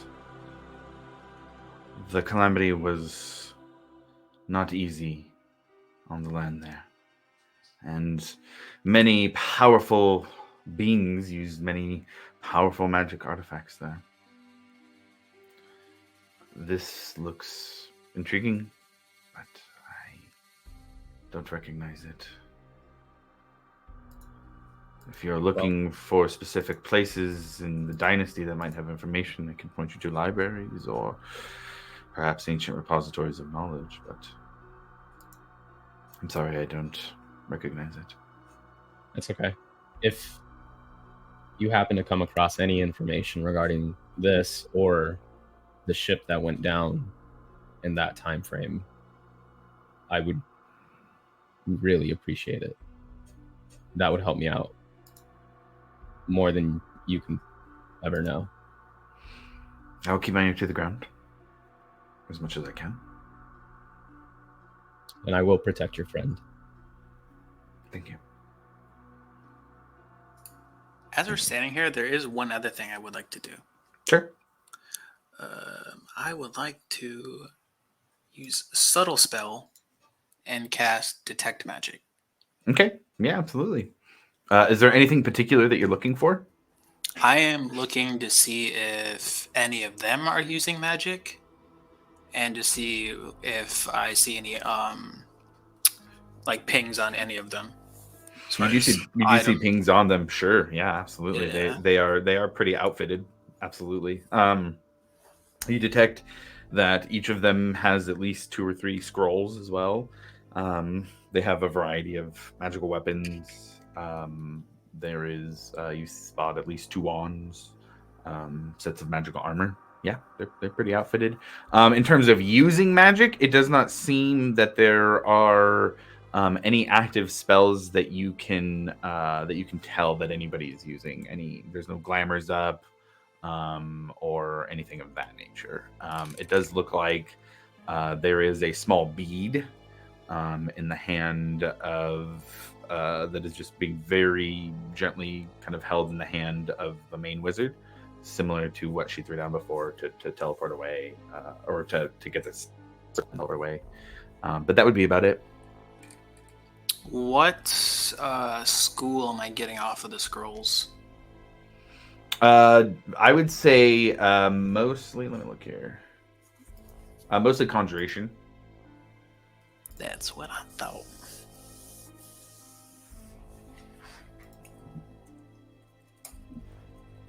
Had a feeling it might be some scrolls of teleportation. Seems like a pretty good possibility. All right. That was it. I was just curious. Got it. Just well then. It seems like we have an accord. You will take on one of my party members. Zorm will report back to me anything that is relevant. And we will move forward as new allies. Until we're not. Say it with me, friends. Allies. Okay, that's good enough, I guess. It's hard. Well then. Rosan. Be well. Stay safe. And they all begin to move off to the trees. And unless anybody stops them, she throws the bead down on the ground, and a teleportation circle pops up, and they all walk through, leaving you all here. Question: Would the orb, if they had one, would it give off a ping? Specifically, what do you mean? For them to resurrect. Oh, they don't have one of those. You don't get that kind of ping. Okay, just checking. Yeah. No. No.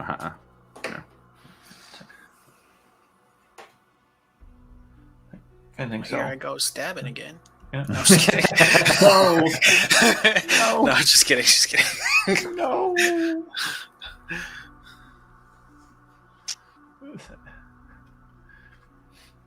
It's kind of like, so Rosan, you said you're a pretty good cook. What are we talking about here? Because your boy's starving.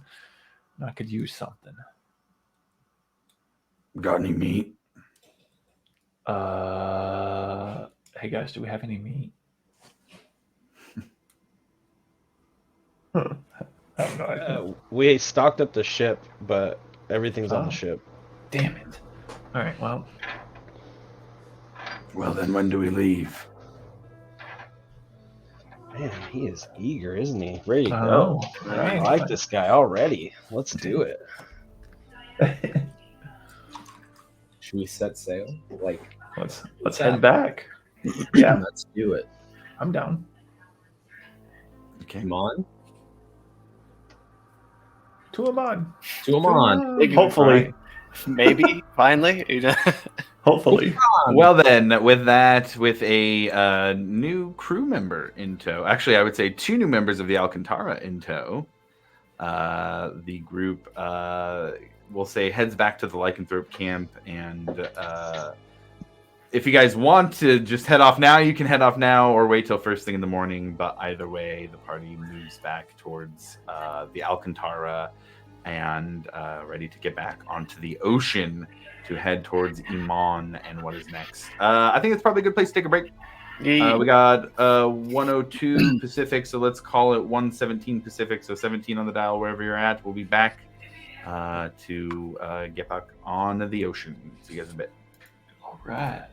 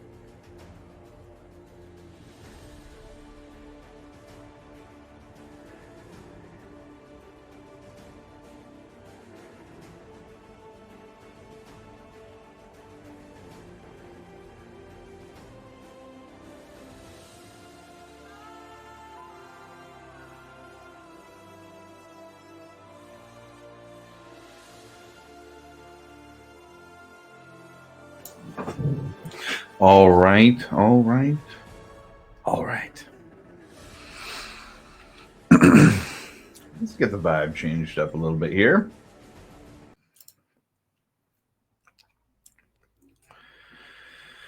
So, leaving Rufus behind to spend some time getting control over his lycanthropy with the Gorgino Duma.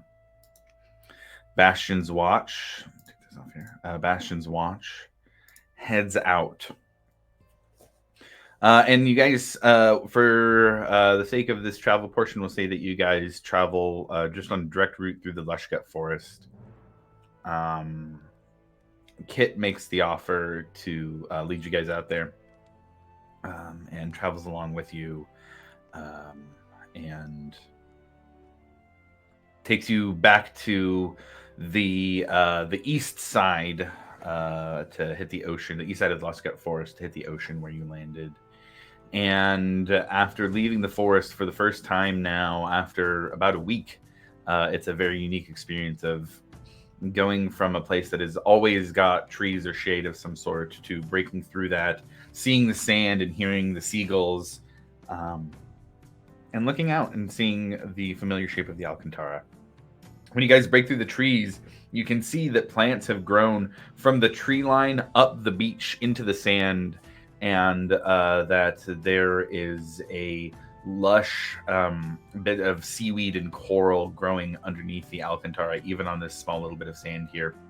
It's this very interesting appearance of having nature come out to kind of just make connection with the Alcantara. And you see the plant decorated front part of the ship here, and the familiar form of the dagger sticking out of the front off in the distance.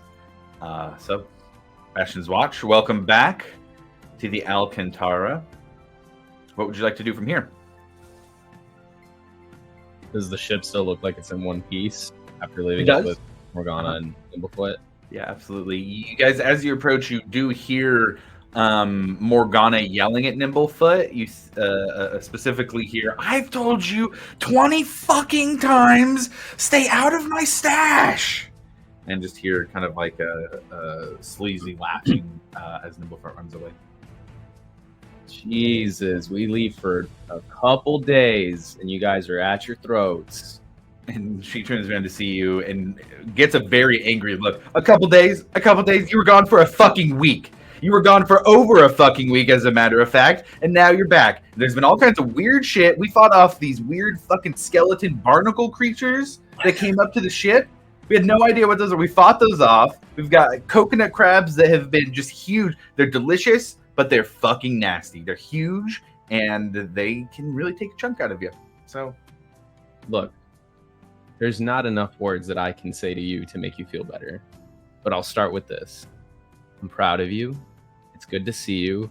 And Ekamos was saying the entire time how much he missed you. oh, fuck off, and she just leaves.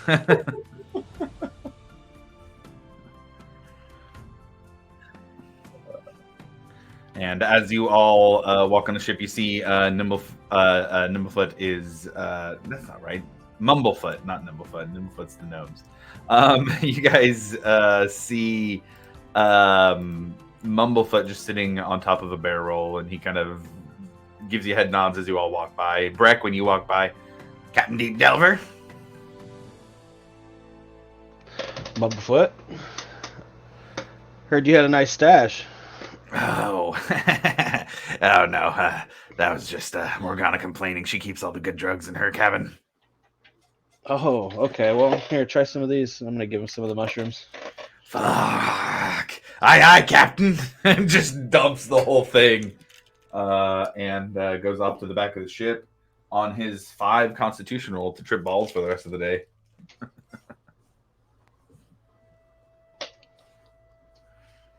Well, Captain, what do you need? What can we do? Milo, you got the map, right? I do. And I Let's whip it take out. this way to Amon. Oh my god, that's us. You what, Milo? I whip it out. And no, I am not talking about the map. Oh.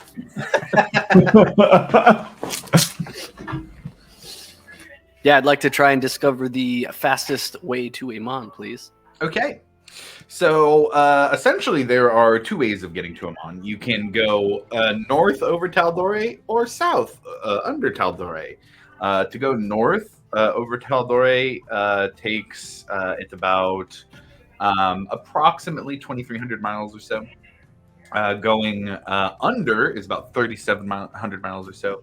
So you're looking about 3 weeks versus 5 or 6 weeks, depending on what route you'd like to take. Probably go over Taldore. I think that's Grid north sounds best. Yeah. That's a lot quicker. You guys, anybody looking at some objections, or everybody's cool with this route right here? Over the top. What's the bugbear's name again? Rosan, Rosan. or rather Roson. Rosan. I agree. I think we should take the northern route. North sounds good.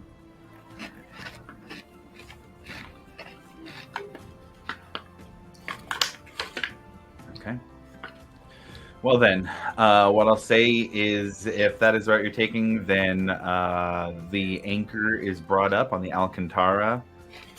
The roots that have extended out from the plants growing on the ship down into the beach are broken as the ship pulls away and out into the frigid depths and on the way to the Lucidian Ocean and over to Taldore.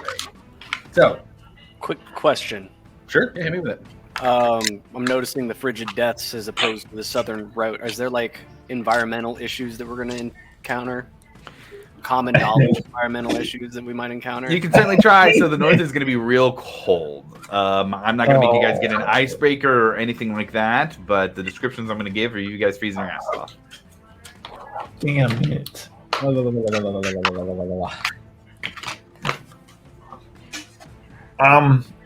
Maybe we should make a pit stop for some coats. You mean you don't have one? You don't have a coat on deck all the time? I literally have my coat on right now, sir. But it is fucking Zimney Fields coat, all right? Not frigid northern ocean coat. We didn't have business in Whitestone, did we? I'm just saying. You guys have a it's on the favor way. in Whitestone. It is technically on the way. I'm just throwing it out there. If we're going north, that's So I can tell you that Whitestone, from where you guys are at, about Yeah. less than 400 miles away. I mean, do we really need the favor right now? Do we know what that favor would be? No, Maybe no, it's I some don't- goats. that'd be great. We It's are a not coat. wasting our favor on some coats. I will buy coats if I need to. Hell, I'll even steal them if it comes down to it. Like, I mean, think about it. You almost had 20,000 gold to buy some coats. I mean, Could've if been you really wanted more. me to, I could just go back and just look at the book. I could just hand them to him and say, "Be on your way, sir." That'd be fun to see. You're the one. What do you mean? You're the one that's telling me to get rid of them. It was a joke. I said we hold the Whitestone favor in the back pocket and just beeline it towards Amon. Burn our favor on some coats. That'd be hilarious. Let's get cold. Okay. Frigid. All right. Well then, Is Whitestone the only stop between here and Amon? Can we just make a pit stop to get some jackets and some blankets? so the problem with Whitestone is it's a little bit inwards to inland too. So you could stop at a port and then do a little bit of traveling to get into Whitestone, and then back to get on the ship if you'd like. I would say, let me bring up my little interactive map here. I mean, it doesn't have to be Whitestone. Are there just Yeah, any? there's Yeah, just a port, right? Right, exactly. So in between, so essentially, if you guys make just a little bit of detouring, you could make it down to the Menagerie Coast very easily. You're already going about that way. So I would say a detour of about 130 miles would get you to close to the center of the Menagerie Coast. You guys do 96 miles a day, so a 2-day detour would take you to anywhere mid Menagerie Coast or up. A 3-day detour would get you guys anywhere on the Menagerie Coast. Pit stop, buy some freaking coats, and then hit the road. Some beef jerky while we're at it. A couple road snacks. Hell yeah, I'm down for. I mean, I don't know if we can call the sea the road, but yeah, road snacks. Some Jack Links and a nice dusty coat. Delish. Yeah, boy. Spell pepper. We get so much spell pepper. Okay. So, I'll ask Captain Deep Delver, where would you like to detour to on the coast? The nearest port town. Nearest port town. Let me bring up this one.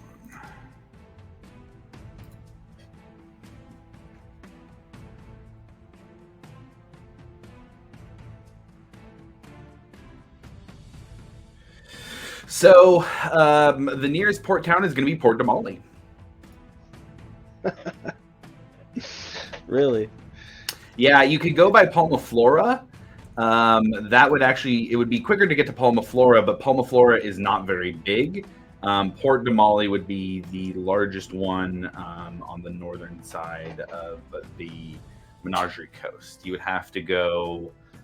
You have to backtrack a little bit north once you pass the Vesdali Peninsula to get there, but it would take you a little bit longer to get to Port Zune or Nicodranus. Port Damali would be, the quickest one.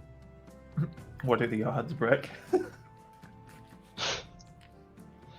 I don't want to take the Alcantara into Port Damali.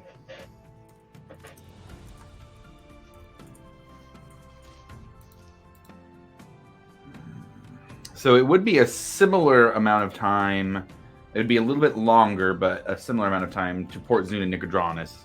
Port Zune is the smallest of the three. Nicodranus is quite big. Both Port Damali and Nicodranus are pretty close in size. They're quite large.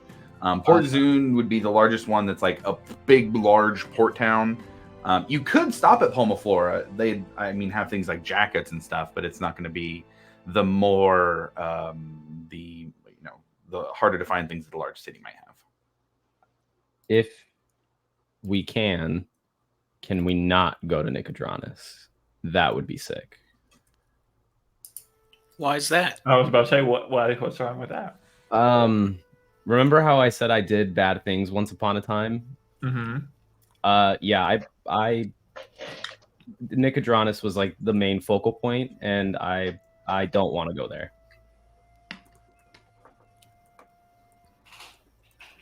I say we avoid having the Alcantara in that area anyway, and just go Palma Flora and then just jump back. That way we're just in, get what we need, and we're out, and we're not even going east. But do they have a Walmart there? I was going to say. I don't know if they have a Walmart. They have. I'm sure. It's a Palmart. It sounds like they have fucking a Dollar General. Yeah. Yeah, we can make a pit stop to the 99-cent store for sure. Josh, Yes. real quick. So these locations that you're saying, Port Damali, Flora, Nicodranus, those are all quicker than Whitestone would be? Even though Whitestone's on the way to our destination? Actually, I would say those are pretty comparable. Let me bring the map here. Even if we do have to walk inland or whatever it is? That's a really good question, because this map, I got to get back to my other one. I'm using multiple maps here. Because I assume we're going down the middle. Yeah, so I would say it's pretty comparable in terms of like the time to get to that place.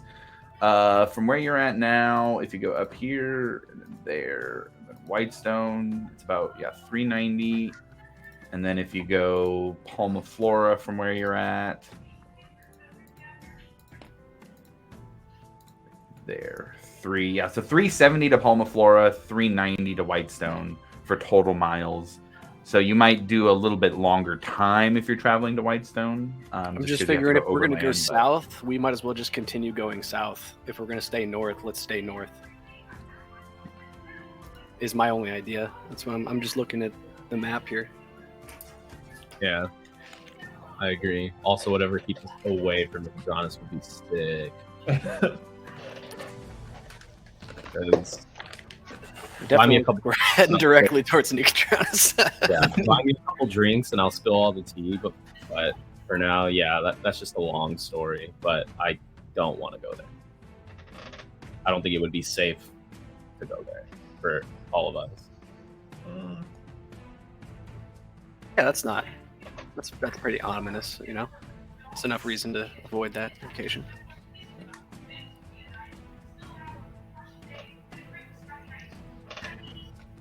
So, where are we going?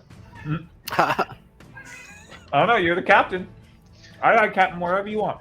Random question, Josh. Would the camp we were just at somehow, some way have extra heavy coats lying around? No, because they're lycanthropes, so they just have their own fur. Yeah, Couple so- waffle tops, maybe like I don't know, not quite. Yeah, thermal shirts. Yeah. don't need too many coats in the jungle.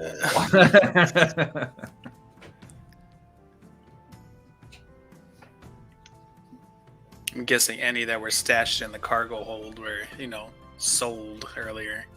Yeah, you guys dumped off a lot of stuff. I did buy supplies for like a long journey though. Would that not have That's true. included coats and blankets? I mean, if the whole thing on this is literally just for coats, yeah, we can say for the sake of this that Breck kept enough stuff that you have coats at the very least. You have thick fur-lined coats. I don't want to hold you guys up too much on trying to get coats. Yes, you have You have some coats in the storage hold already. I love how my one comment about coats has drawn us down this road. Welcome to D&D. Yeah, right. I don't know. It sounds like Grim really wants to go to Nicodranas. I really don't. He said, "Let's get some drinks and let's go to Nicodranas." That's what I heard too. Look, I promise. You get me a little sauced, I'll tell you why I don't want to go to Nicodranas, but I'd rather be out in the middle of the ocean telling you the story than at a bar. So let's just... Nicodranas? If No, you want, I could put this mushroom in your mouth and we could hear the story. that's fine. Just please, we just I don't want to go. Nicodranas. All right, I think we set sail for Iman taking the northern route then. Okay, got it. All right, so we have 3 weeks of travel. So the way we can do it here, it's 96 miles of travel per day. That's assuming that the ship can travel 24 hours and that there's multiple people taking watch. There are 10 souls aboard the Alcantara. So Breck, keep that number in mind because that may be relevant later. But the party heads off out into the sea. I'm going to do just little week-long increments here just to keep things simple and get us to our destination here. Is there anything that anybody would like to do for the first week of travel on the oceans here? I wouldn't mind working with Zarm on spells and stuff. I just can't remember if I had anything pending. Okay. I think you still had to copy in the brand to the spellbook. Yes. That was still something. That would be a super quick one. But with 3 weeks worth of time, what we can do, get together outside of this session, and I'll give you a list of spells as I'm teach you. Sweet. Like throughout the journey, I'll also kind of like obviously help around the ship and stuff, but I want to go and kind of like pick the bugbear's brain and not just like make him feel included or anything, but also kind of like train under him and stuff like that too, given like his skill set and stuff, and seeing if he would be willing to kind of like swap techniques and stuff and go from there. Yeah, he would give you a good way to pass the time. And you see he has a very unique way of fighting. It is essentially creating, reaching into different timelines and creating another version of yourself that you can act through and that can distract and help fight with you. And so you kind of get a little bit of training as if you're fighting against two different people, and spend some time working on that with you. For the sake of everything else, go ahead and I want you to roll me a history check. Trying to beat a 16.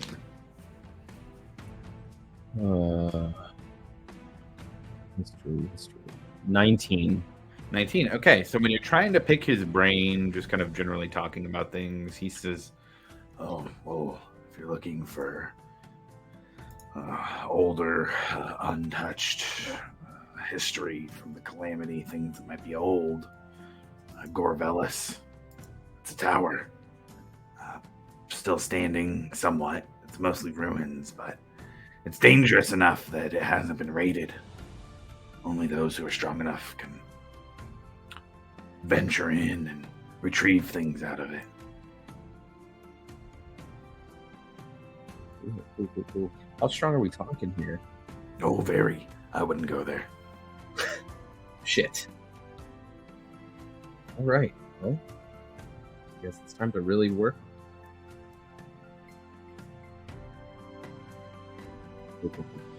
Cool. Awesome. Yeah, I'll just slowly train under him or whatever throughout the course of the journey. Got it. Cool. Yeah, whenever he's not training with him, I would like to, buddy up, shoot the shit, try and make him feel included, improve relations. Okay, got it. Give me a general charisma check from you on that. See how that goes.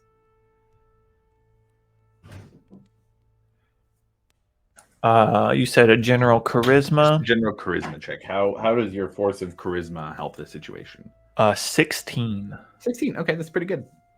He tells you a little bit about his time living in the Kryn Dynasty and how he excelled at Dunamancy and Echo Knight fighting, and gives you a little bit of history about where he came from. Okay. And just generally feels a little more camaraderie around you. Yep. I'll say, yep. Just trying to, get him settled in, Totally. Not make sure he's not so tense, Mm-hmm. Got it. Yeah. Okay. Anybody else for the first week? I'm gonna be helping out Morgana.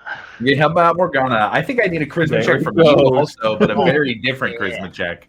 Yeah. Let's go. 20. Dirty 20. Dirty 20. Yeah. What's the best way to put this then? She kind of gives so it's a little awkward at first, and like I would say the second day she's like, so do you breathe? Like, what's going on there? Yeah, I'm kind of like not dead but dead, if that makes sense. It doesn't make sense at all. I died and now I'm back alive. Okay. Right. But you don't breathe though. I guess not, no. So are you dead then, and you're just moving, or are you alive? Do you know? I feel like I'm alive. I feel like I'm alive. I feel like you're alive too. That's fair. But there's some things about being alive you don't do. Yeah, so that's where I'm getting weird. caught up. I don't eat. I don't drink. Yeah, right. Okay. Yeah. Okay. All right. That's weird. That's cool, I guess. Yeah, everyone's got their niche, Right. Yeah. Some people have died and come back to life, and some people have hobbies. Yeah. Sure. Okay. Cool. And that is as awkward as it is. She grabs you a drink at the end of this conversation and hands it to you. And I guess the best way to put it is with a dirty 20. Then over the course of the first week, then you get a dirty 22. Sweet. I'm gonna chalk that up to W Riz right there. Okay.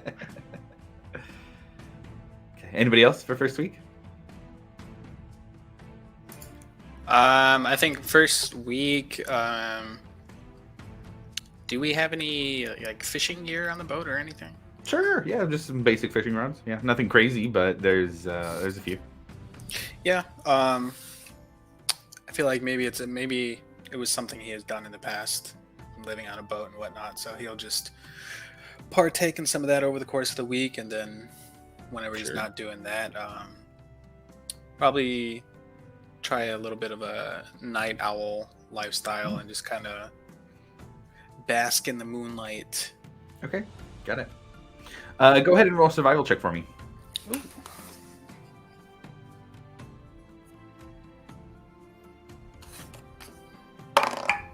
That's a 6. 6. So with a 6, over the course of the week, you do catch 5 fish. Oh yeah. You do catch 5 fish. Pretty big. Rasan will cook them up for you if you'd like, but they're pretty good. It helps extend out the rations a bit, not a ton, but a bit. All right.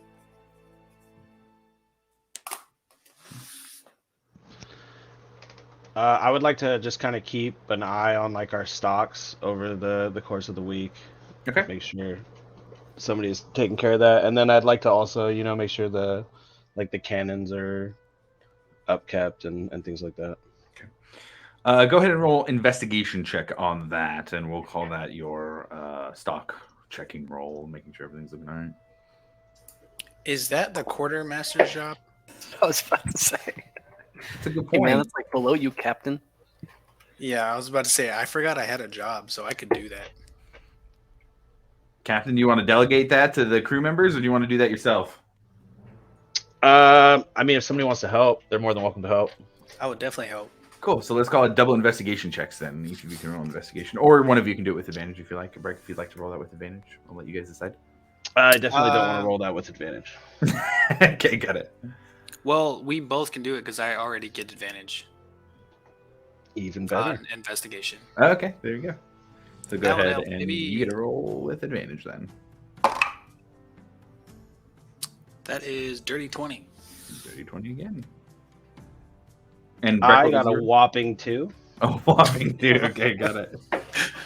We So I both guess did. the way I think that the story the dice are telling here is that Varric goes and does some of these duties, and Breck goes along with and is kind of. Oh, you're checking that, right? you doing that okay? How's that look over there? Doing the captain, checking out. So he's a micromanager. Breck, what would you say? Would you be a micromanager on the ship? I'd like to think that I'm just doing a bad job, and he's like, "What are you doing, bro?" Okay, got it. Got it. I feel like as my like fellow paladin, like I would not tell him he's doing a bad job. But we Yeah. both know it. He'd be like, it's okay, buddy. Here, let me take care of that for you. Oh, I didn't even notice that. That's awesome. I love it. On day 5, you guys just see the paladins looking at the cannons and trying to figure it out, and it is quite the sight. Absolutely. I would say with those rolls, everything looks good. You guys are able to ration properly. The cannons look to be in good shape. And what I'd say at this point, just to give an idea of the ship and what the ship can do, because it's a little bit modified from the warship stat block that I had gave you for the Alcantara Breck. So rather in that stat block, rather than the mangonels, those are just going to be cannons. Everything else still applies in terms of the stats of them, but it's just kind of flavored as cannons instead of mangonels. So there would be cannons below deck. There would be a couple of ballista on top as well. So you guys are able to, no problem on supplies and any of the weaponry on the ship. Everything's looking good. All right, so then, unless anybody has anything else, an opportunity for that before we go. Then we move into the second week of travel. And I would say probably about halfway through the second week, Varric in particular, you start to feel uneasy. It's been some time since you felt this unease, probably since before you had gone to the Pallid Grove. But it is reminiscent of your feeling that you had when you went to free the Alcantara. It certainly feels very kind of ominous, almost as if you have eyes on you at the time, almost like an electric feeling along with it.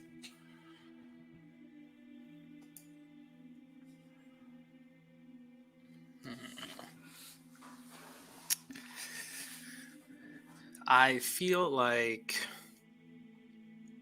due to his recent reconnection with his past and his family, there's just a better feeling in general about like the path that kind of lies ahead and how he's going to deal with it. knowing that it's not just him anymore. I mean, there was Visati, but I think his big brother instinct is to not want to put her in like the firing line. Mhm. But now it feels like there's his grandmother, there's his grandfather, there's a connection there, knowing like kind of how his journey is supposed to go, like who he's supposed to become in the end.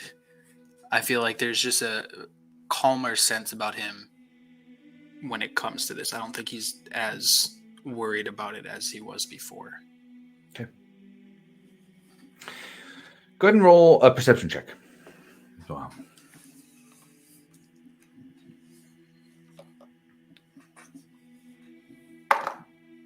That is an 11.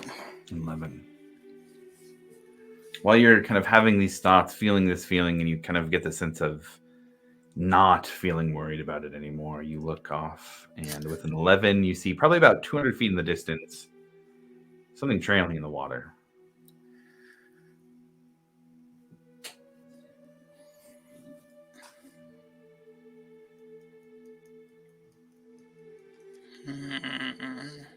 Let's see.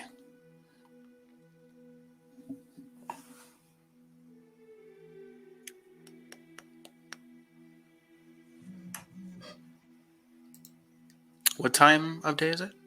Midday.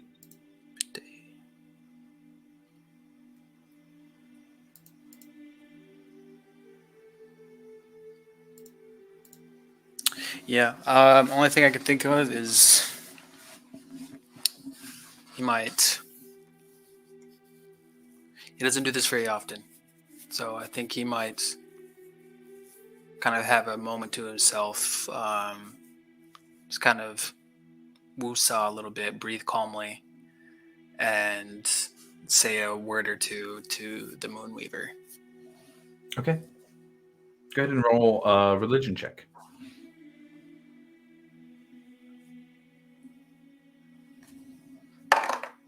That is better.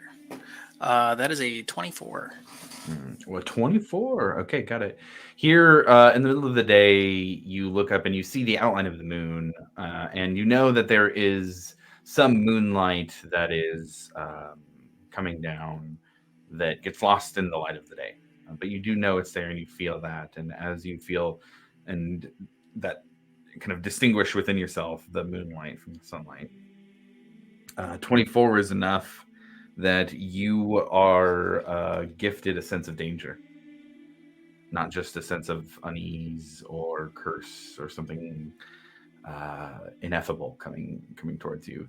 There is a sense of danger that is placed in your mind. Almost, it's wordless, but you almost hear the words of caution, of being alert. Well, if that's the case, I am going to sound the alarm. Okay. Let the captain know. As everybody hears, well, I guess, are you yelling out, or are you just letting the captain know and letting the captain sound out here? I believe that's the captain's decision, so I'll let him know about my spidey sense. Okay. All right, sound the alarm. Whoop, whoop, whoop, whoop. I was gonna say I need an audible. What does this alarm sound like? Is it someone running up and down the ship? Beedo, Beedo. Like what? How's this go? Well, this job was assigned to Mumblefoot. Oh, So beautiful. So Mumblefoot's gonna send them. All right, man. I don't have any good sailor pirate terms to use here, guys. So get the cannons ready, you fucking salty dogs! Is what he yells out. And for the sake of this, we'll say that he goes below deck to help man the cannons. What is everybody else doing as they hear that get yelled out? I think I would summon Silsine. Okay. Immediately.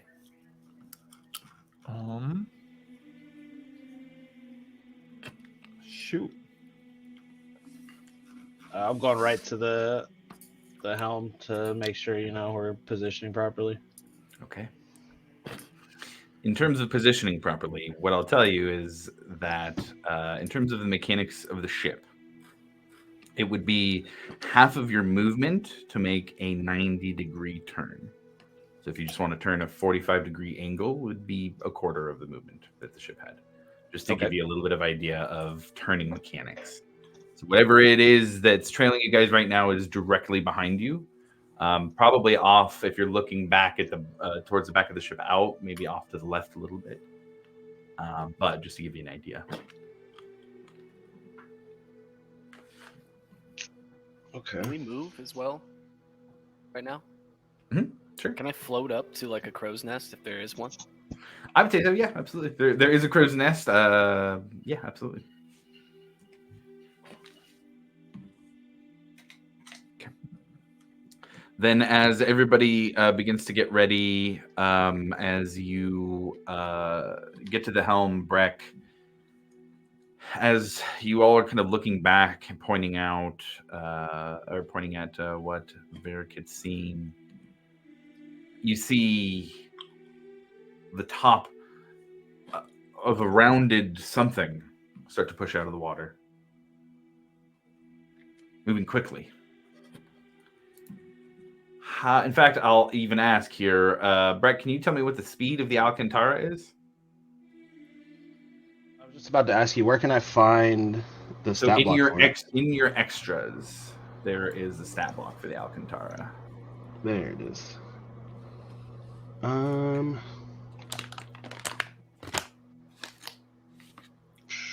Travel pace 4 miles per hour, 96 miles per day.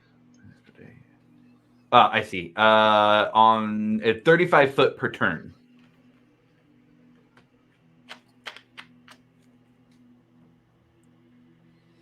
Okay. The only place I see that is like in the extra side. It says AC hit points and speed, 35 feet. So with that, then you see that whatever is behind you is gaining. I would say at this point it's about 160 feet away from the group now. And as it starts to raise above the water more, you start to see almost this kind of swimming motion of it as the rounded portion, you start to see hair on it. A face. What the fuck? Something very large is swimming at you.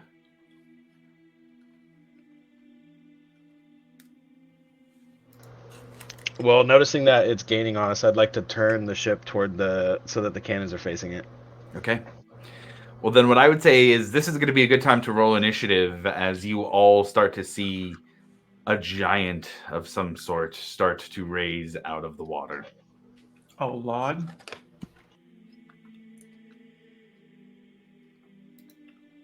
Oh! I don't know if anybody noticed, but me and Josh made the same exact face. I was wondering what you guys were laughing about. See? As Josh was describing it, and I were just like,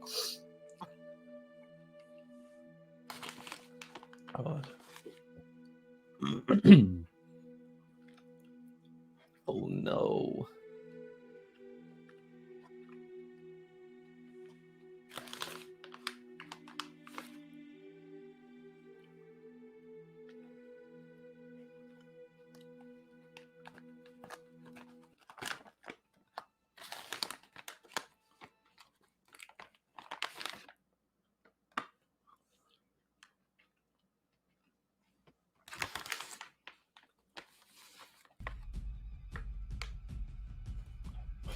So I do not have a mini for Storm Giant, but we're going to go ahead and use our old familiar friend here for the right size of this thing as the party is running. Now, Breck, you said you were turning 90 degrees towards it?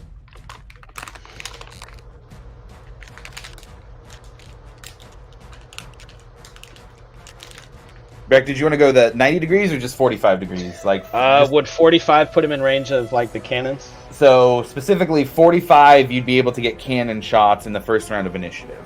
Oh yeah, right there. That's where I want to be. Got it. So, Breck, on top of your initiative, I also need you to roll for the Alcantara, and that's just going to be a flat d20, just whatever the roll is. That's a 12. A 12. Okay, got it. All right. So, Milo, what was your initiative? Oh no. No, here. Did you put it in chat? Rip. Did we lose him? I think we did. Oh, we lost him. Oh, no.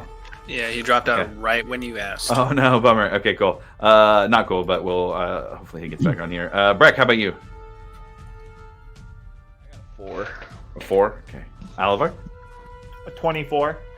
Nice. Ekamos, I got 15. And then Grim, what about you? I got an 8. 8. Varric? I got a 1, baby. Oh, low. And then Milo, what was your initiative? 9. Oh, good rolls, everybody. Okay. Solid initiatives.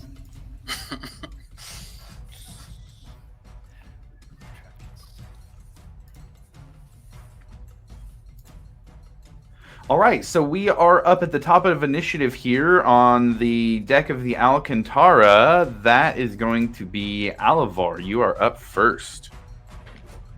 Oh boy. How far is that thing away? That thing currently...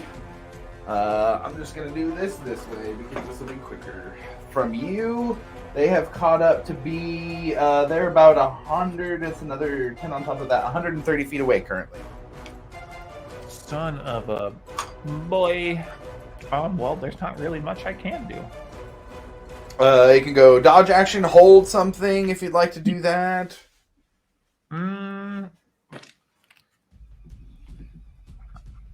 Yeah, we'll just dodge action, prepare for battle. Dodge it is. All right.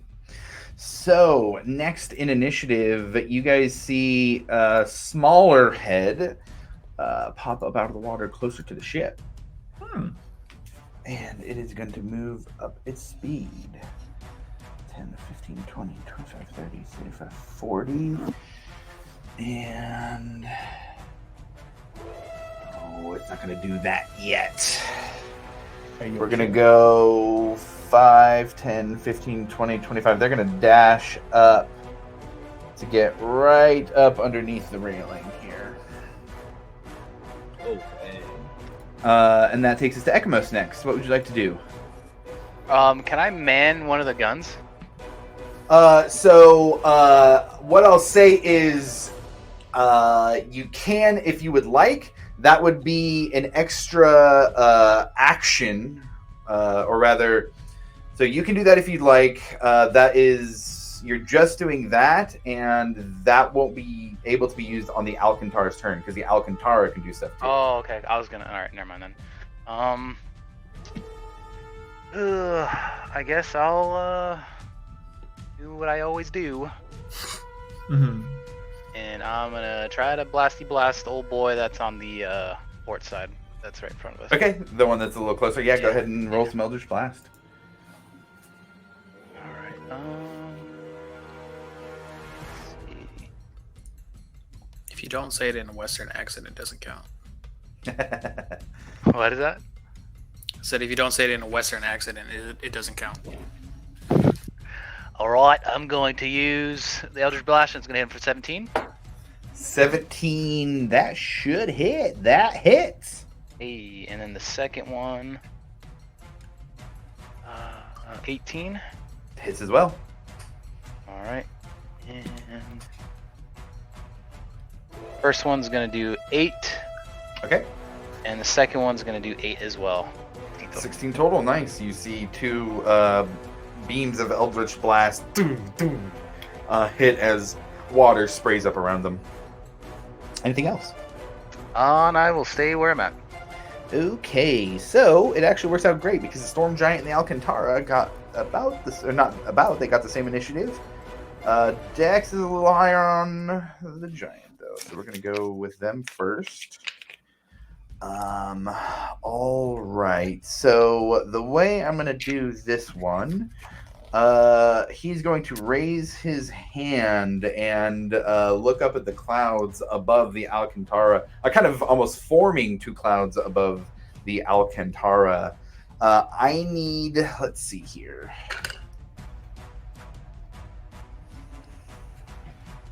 So I kind of set you guys up on the ship here. So the way we're going to do this is I need everybody to roll a d20 and let me know what the result is. Oh. Ekmos rolled 18. Okay. Are we adding anything? Nope, just straight roll and let me know what it is. Milo with a 15. Okay.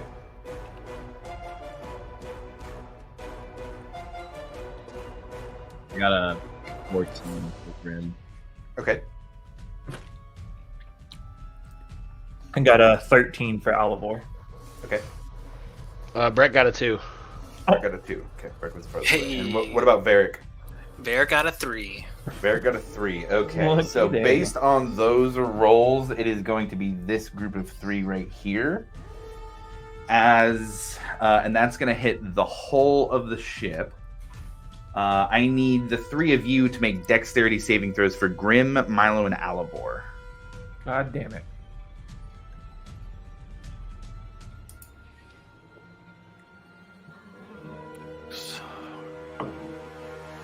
Oh, beautiful.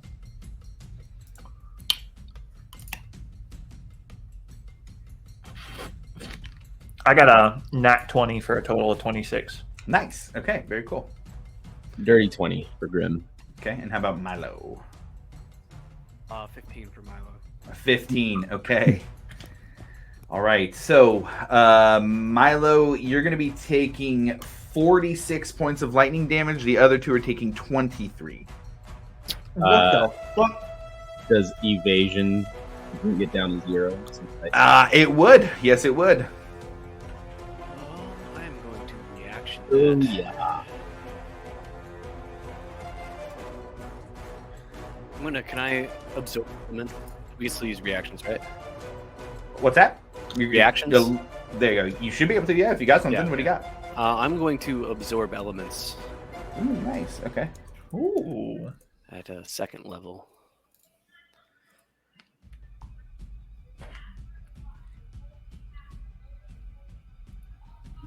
Which I assume was supposed to do something. Oh yeah, absolutely. Go, Well, so no, I what you- pressed the dice and nothing rolled. So Oh, I see. Yeah. So There for we if go. you're casting it at second level, it should be 2d6. yeah. So I'm going to absorb 9 points of whatever the damage is. Dope. So you absorb 9 points of lightning damage, and it kind of stays hidden, not hidden, but stays gathered around your arm that you absorb it into. All right, and then it is going to take its movement and go up 5, 10, 15, 20, 25, 30, 50 and swim 50 feet up, coming up out of the water a bit more as it does. Next, we have the Alcantara is up. Breck, because you have 10 people, I believe that you should have 2 actions that the Alcantara can take. Yep, that's what it says. Okay, good call doing a little extra recruiting there. Hey Josh, how much was the damage on that one? Did I just get It was 46, so reduced from the 9 would be, okay. yeah, 37. Yeah.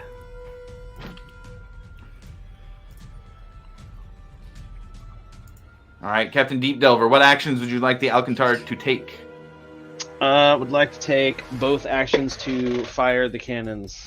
Okay, go ahead and roll to hit with the cannons. Make 2 cannon attacks as you hear boom, boom, coming from the bottom of the ship. That is a 16 and a 19. Both of those will hit. Go ahead and roll a hell of a bunch of damage. All right, 10d10 bludgeoning damage. My God. I'm gonna roll it on the app. Okay. Also, to note, that lightning bolt would have done 26 points of damage to the whole of the Alcantara. It needed to break the 20 threshold and then deal on top of that. Okay.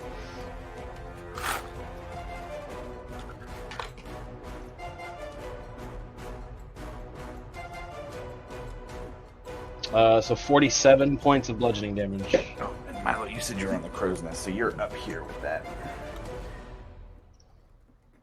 But still in that same area. All right, and how much bludgeoning damage was that? 47.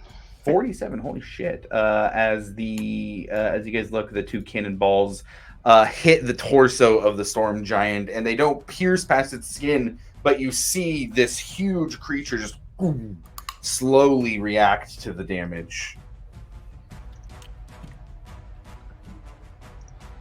And I believe that's all the Alcantara can do. Okay, are you going to stay there or move forward? I guess move forward. I can only move half speed, right? Because I took my actions. I think you can do full speed, unless it says something otherwise that I missed. Oh, okay. Well then, yeah, move me 35 feet, but kind of moving at like an angle, almost like I'm circling the giant. Okay. So what I'll do for the sake of the map is rather than move you 35 feet around, so you kind of go around this way to where you're a little more facing it? Yeah. Okay, got it. So what I'm going to do then, now, let me just go that way. Okay. So the Alcantara is now a little more perpendicular to the creature. Anything else? Nope, that's it. Okay. So this, on 11, we have another of these fellows. They're going to pop up out where the other one came from and go 5, 10, 15, 20, 25, 30, 35, 40. And you are a little closer to them now, so they... you know what? They're going to try and hit Ekamos, who threw some Eldritch Blast at their buddy. He's going to throw an Eldritch Blast back at him. It's going to be a natural 20. I think that'll hit. I think it will. So, Ekamos, you I'm going to Silvery Barbs it. Oh, right as I was rolling the dice, bro. Right as I was rolling the dice. Silver Barb is like a cantrip, man. It seems so weird, but it's a crit, so. So that is, I think that will probably still a 24 to hit. Oh, yeah. That'll It still does hit. remove the crit, though, so. Yep. Thank you, sir. So that'll be 5 points of force damage instead of the 16 it would have been. I take 5. 5, yeah. Okay. All right, that is going to be the end of its turn. Milo, you are up next. Oh, we lost Varric too, by the way. He's Oh. might.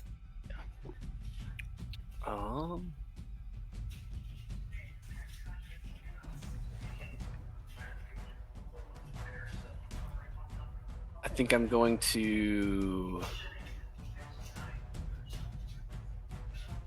cast a mirror image from my ring, and then I would like to move out.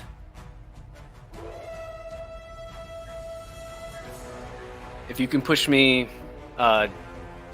diagonally forward to the right, kind of splitting the gap between. I can't even see who that is. So diagonally forward to the right, kind of out towards this guy a bit? Yeah, pretty much. And then I'd like to leave Silcine and Blot where they are. Okay. In the crow's nest. Let's mark Silcine this way. We'll just have Silcine and Blot both be up here. And if you could put me more to the right, shooting out there, and I'd like to use my bonus action to move another 30 feet in that direction. Oh, yeah, sure.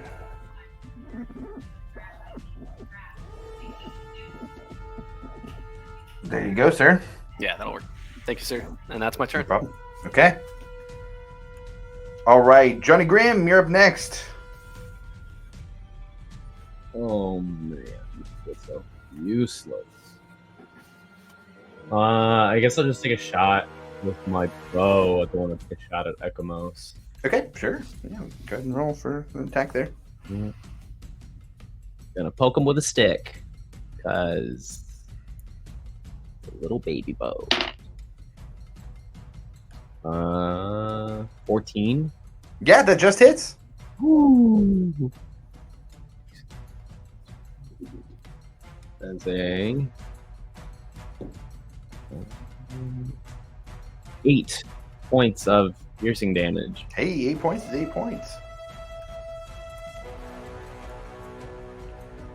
All right, your arrow flies true and hits it in the shoulder. You see blue and green blood pouring into the water. And then I will somehow, some way, if possible, use my cunning action to hide somewhere, anywhere. I'd say you could do that from the 2 down here if you're trying to do that behind the railing. Yeah. I'd say there's enough of that. Wouldn't necessarily work for against the giant, but you could do the other ones. Maybe if I don't move, he's like a T-Rex. He just won't. Maybe you can certainly try. And that is my turn. Okay, got it. All right, next turn here.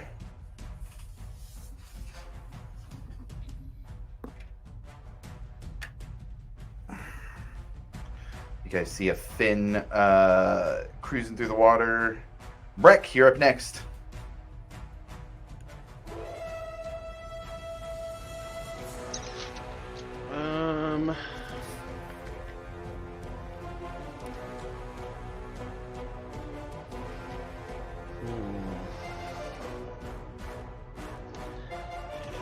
I'm just gonna hold an action. Okay. A lightning lure. For the first one of those that gets within 15 feet of me. Okay, got it. All right. That'll take us then to Varric. How is the one looking that they've been hitting? Let's see. Everything's taken a little bit of a hit. I would say just a quick look. That one doesn't seem very big, but they've all been hit otherwise. Okay. You said that little thing in the water. You said it was a fin that came out, right? A fin, yeah, cruising through the water. Okay.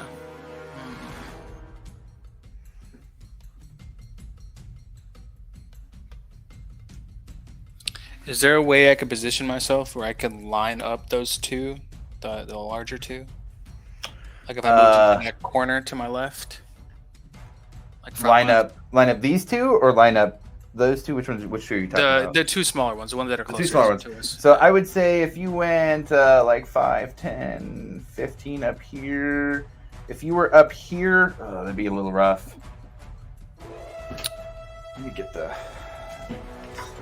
and you're looking to see if they're in a straight line, if you can line them up? Yeah. And how far that furthest one is from me when I'm standing up there. It's a little tough to get them both lined up on the ship. The way you're turned. You would have to... I'd say if you used all of your movement and were just like hanging out on the edge here, that's how far you'd have to be out to be able to do that. And that would take all of your movement to get there. And then the distance you'd be at that point...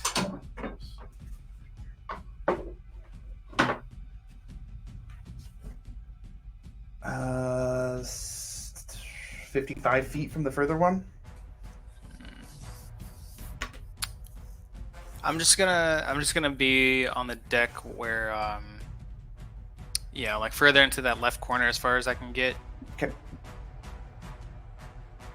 And then I am going to look out and towards them, reach out with my frozen hand, and at 3rd level I'm going to cast Rhymes Binding Ice. Oh shit. Which is a 30-foot cone. Oh, very nice. I should be within 30 feet of that. You're within 30 of the smaller one for sure. I just want to make sure I don't hit Grim or anything. Okay, Get close. let's see. And you said a 30-foot cone? Yes, sir. So 30-foot cone is the smaller one here. You can definitely hit that one. Yeah, for sure. Would I be able to angle it at all? No, you'd be missing. So you could hit the fin. You could hit the fin and the smaller one.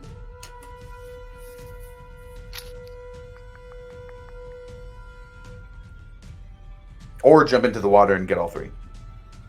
Yeah, I'm not doing that one.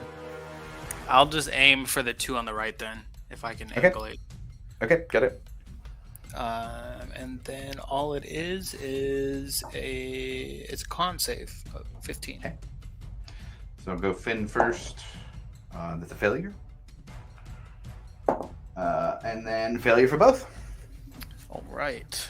So as a 3rd level, they take 48.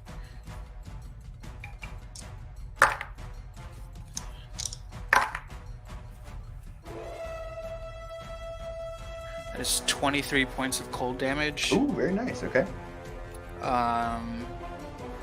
So yeah, on a failed save, a creature takes the damage, is hindered by ice formations for a minute, or until another creature within reach uses its action to break the ice. Any creature hindered by the ice has a speed of 0. Oh shit! Nice. Okay. Very interesting. Okay. Anything else for you? No, that's going to be it. All right. Back to the top, Alivar. All right, now I have a little bit more that I can do. Fuck. All right, so did he got them all in ice? Well, not all of them, but a couple of them in ice. Yeah. Little frozen boys. You got these 2 over here. Those 2. And ice speed of 0. Okay. All right, we're gonna aim at the one over here on the left. That's like right off the ship from Barrick there. Okay. That little guy, and we're just gonna attempt to hit him with ye old crossbow. Okay, just a crossbow attack. You can do that. Go ahead and roll that attack. Just regular old crossbow attack. Nothing Nope. 11. 11 is gonna miss. All right. Floom. I ain't used this in a little bit. You know, it's a little. I would also rusty. say mark off a crossbow bolt because that one's in the water and not get retrieved. Yeah, 100%. Let me. Where are they at? Oh God, no! My bolts. Shit. That's not cool.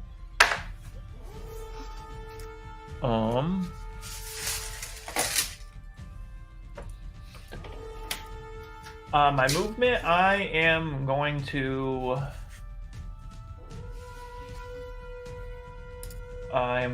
go down into the center area there with Varric and Ekam. Is that Ekamos or is Grim? That Grim. Okay.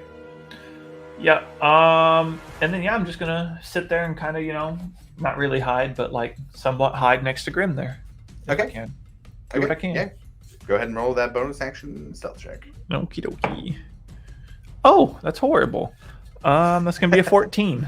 14 it is. All right, got it. That dice is going to jail. Okay. I do need to check passive perception here, actually, real quick. Who's a what's it now? I gotta check a passive perception here. Okay, so interesting.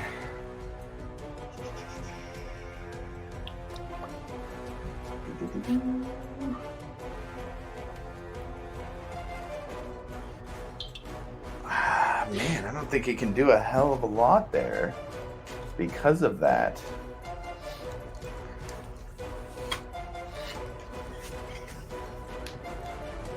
I think it can do that, though.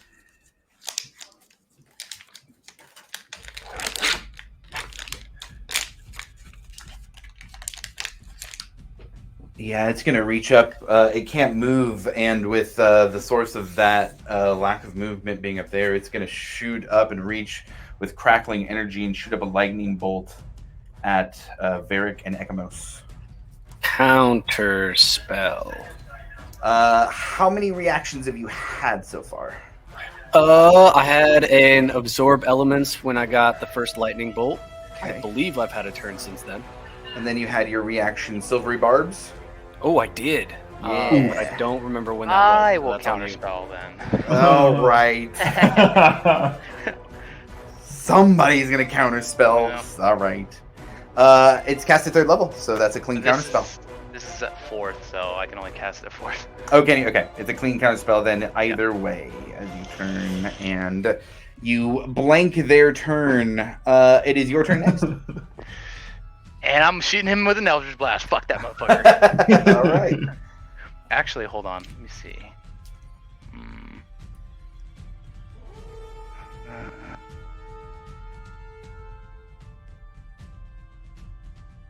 Oh, is he within 30 feet of me?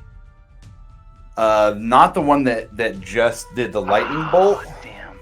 but Can I move? the other one is. I mean, you could No. probably. I would say you have enough movement to get within 30 feet.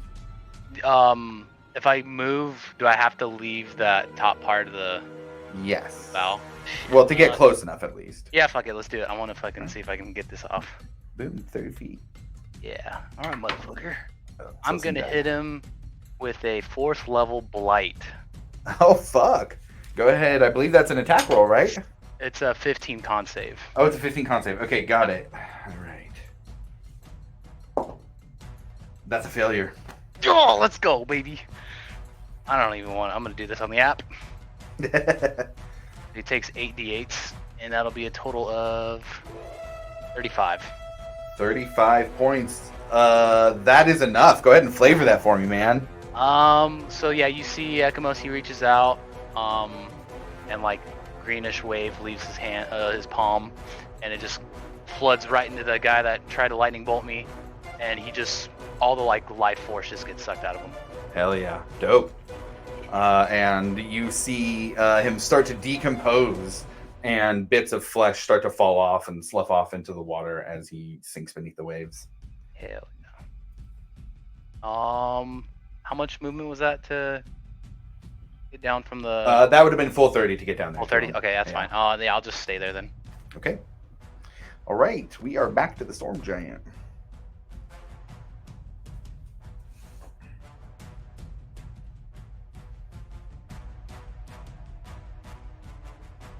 I gotta see if that thing recharges. It does not. Okay, so they are going to move up here. Go away.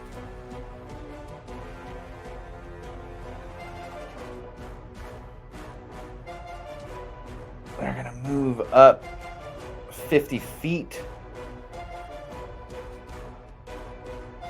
Don't quite have the range to do that. So you see that in one of their hands, they're holding this large boulder. And in an attempt to try and get the ship to not be able to steer anymore, they are going to pick up this large boulder and throw it at the helm at Breck and the helm to try and steer the ship. I would like to burn my reaction to offer protection for the helm. Ooh, interesting. Okay. Now I will say that you have the option to offer protection to the helm or shield yourself. I will protect the helm. Okay, and so that's disadvantage then for the attack? Yep. So this is an interesting situation because the attack is against the both of you. So I'm actually going to let this attack happen at disadvantage going towards the both of you. Your AC will be just your flat AC though. Holy shit. So it's double sevens. So that's 21 to hit. Oh, 21 is my AC. Okay. So that then is going to be 32 points of bludgeoning damage to you. And I believe the helm doesn't have a threshold. Yeah, the helm doesn't have a threshold, so the helm also takes that damage.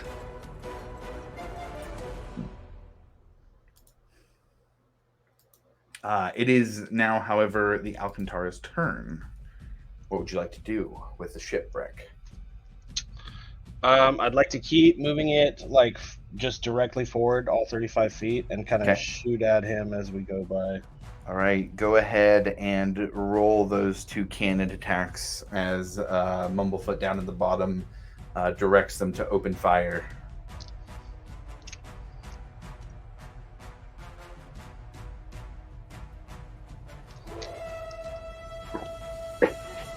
One of those is a 19, the other one's a 10. A 19 and a 10. Okay. So the 19 will hit, the 10 will not. So go ahead and roll damage on the 19.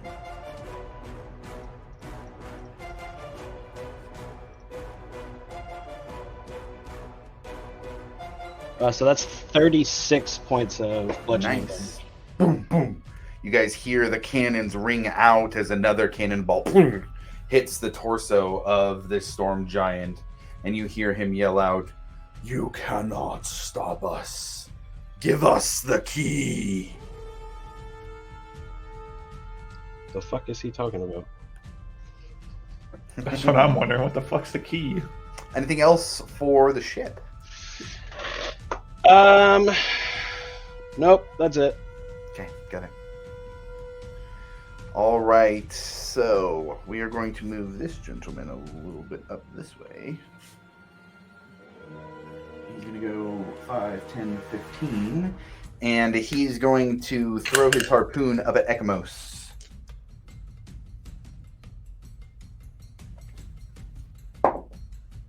A dirty 20 to hit.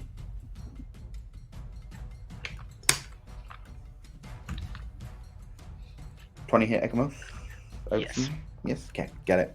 All right, then Ekamos, you are going to take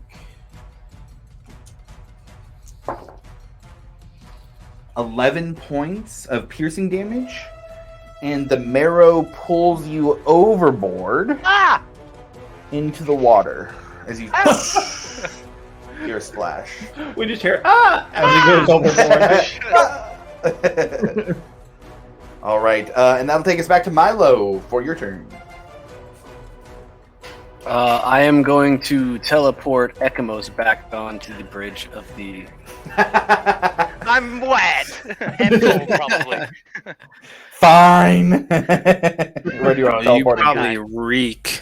Yeah. I am going to move. I'd like Silcine to move like between, kind of lining up. Okay, so basically they're gonna line up a lightning bolt from the enemies in front of them. If I can, Okay. just get that set up. Yes, sir.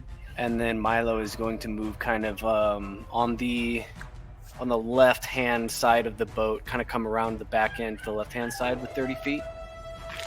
So like come around this way. Yeah, with 30 feet, I believe is what I got left to work with. 25, 30. Okay, got it.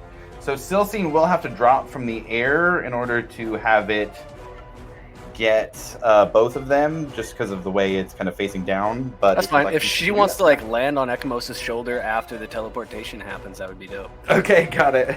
Just like, hello, thumbs up, everything's good. And then I assume the lightning bolt's coming. Oh no, I used Oh. it to. Oh yes. You teleport back. Ekamos back That's, to thing. that's the Okay. end of my turn. Okay, got it. All right, that takes us to Johnny Grimm then. Can I go to the? Fuck. Can I shoot this dude that's over there? Like that just shot Ekamos? You can certainly try. Yeah, you hid. So I believe you hid well enough. What was your stealth check? I did not roll a stealth check. Oh, you had Roll. said you were going to though. So go ahead and I would say you can roll that now. Let's see. 17. 17. Let me check a passive here. You can make that roll with advantage. Oh, okay.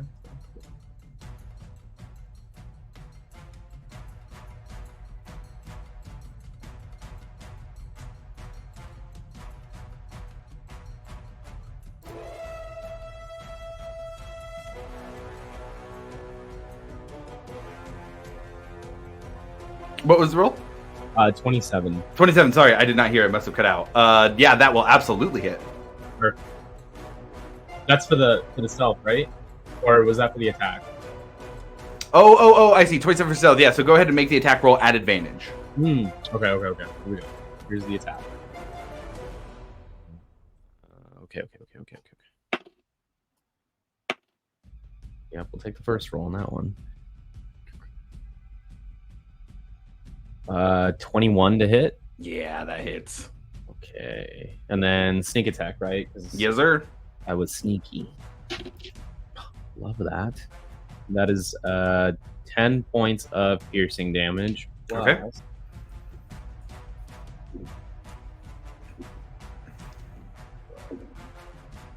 14 points of sneak attack. That's enough, man. Flavor the fatality on that one. Yeah. I'm gonna hop up on like the railing real quick, and then I'm gonna shoot an arrow right through his stupid little throat neck. And then, as he's going into the water, blow him a quick blow him a kiss, and then I'm gonna hide again as best as I can. Okay, got it. Towards the right of the ship. Or Okay. like, You do more so. open area. And you said the right of the ship? Yeah. That way? Okay. Yeah. Okay. Oops. Moving still soon there. Yeah, I'll try and just scurry and hide in a corner if I can. Okay, absolutely. Go ahead and roll that stealth check then if you're going to do that again this time. There's a 25 for stealth. 25. Okay, got it. All right. So next in turn order, you guys see the fin turn and move towards the creature that just got killed in the water as you see a large shark breaching the water, grabbing its body, and then going back underneath.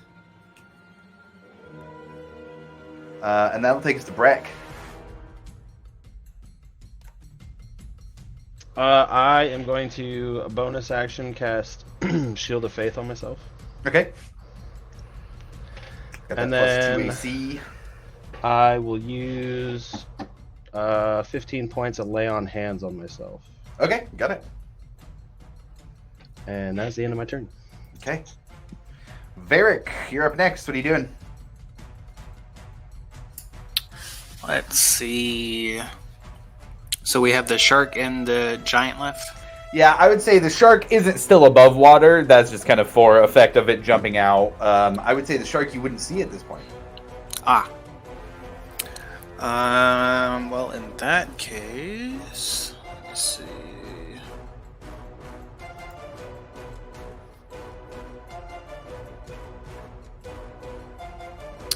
Yeah. Going to bonus action, Hunter's Mark on the giant. Okay.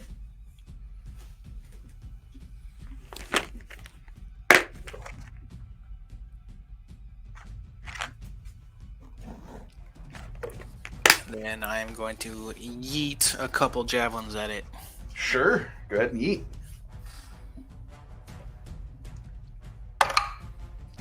24 for the first, Hits. and 19 for the second. Both hit. Yeah, go ahead and roll some damage.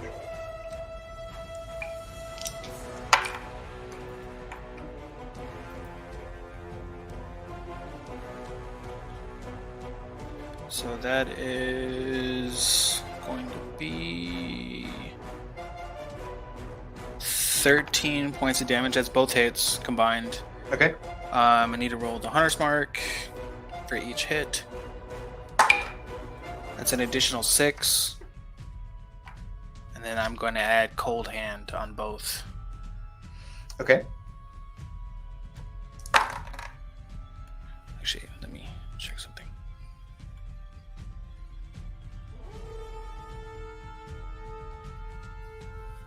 The giant needs to make DC 13 Dex save. That is a 16 on the dice.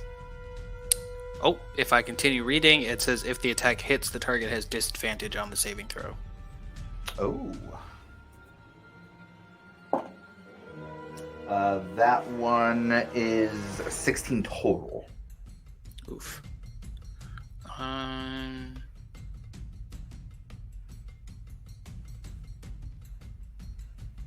Yeah, it needs to make the save for both of the javelin throws. Okay. That time it will fail. Perfect. Now it will take the 2d6 cold damage. That's 7 points of cold damage. Okay. And You do see that the cold damage, although it adds a little bit of extra umph, doesn't seem to hurt it quite as much as you expected. Lovely.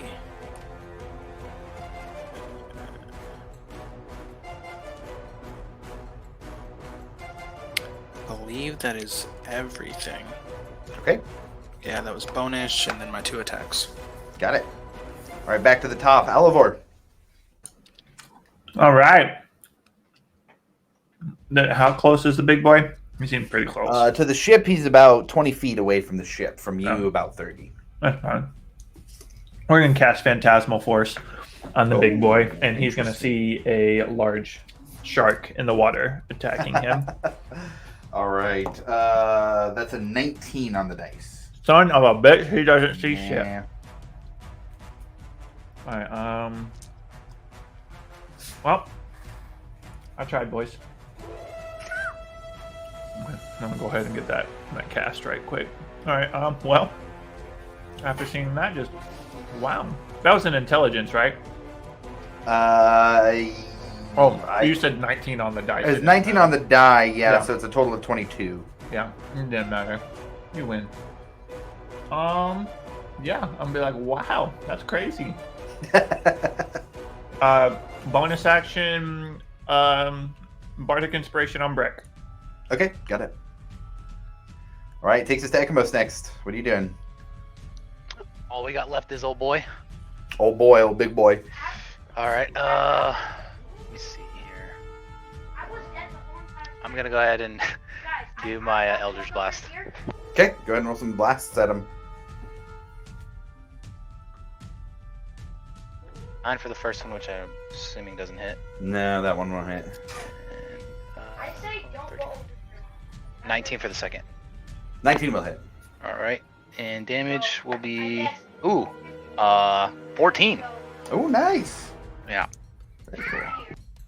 As another bolt of Eldritch Blast comes and hits, and you start to see from these different wounds across this guy, there's starting to be some blood that is sinking into the water, making a red. Man, it's just a gruesome looking scene with the shark kind of thrashing around in the water around the giant. And then my movement, I'm gonna try to get back up on top of the bow. Okay, yeah, you can do that. All right. Well, you were the last person who hit it, but Varric also hit it for quite a bit. Varric and Ekamos, both roll me a d6, please. That's 3. 5. Okay. Those were both low rolls. So he's going to move up here, pull what looks to be a greatsword that is about half of the length of the ship off of his back, and going to swing down with his first attack at Varric. Varric does a 24 hit. Not if I use shield.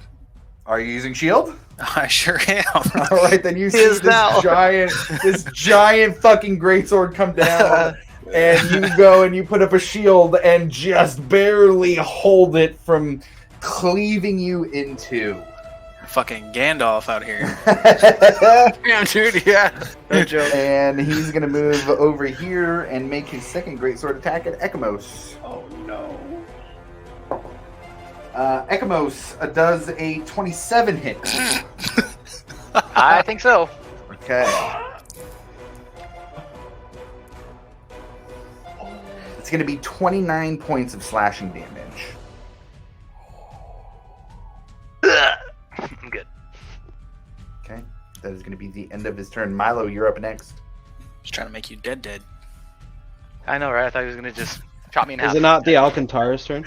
Oh, yes, I'm sorry. Thank you very much. Yes. The Alcantara is next. I would like to keep moving forward. Line up the cannons. Line up those cannons right on. Shoot his right. dick off. That's. I mean, I wasn't gonna say it, but you're kind of doing it. Yep. That should be an advantage. He's so close. Oh, those are both 18, so 18 plus 5 on both of those. Fuck yeah! Both of those will hit. Woo. All right.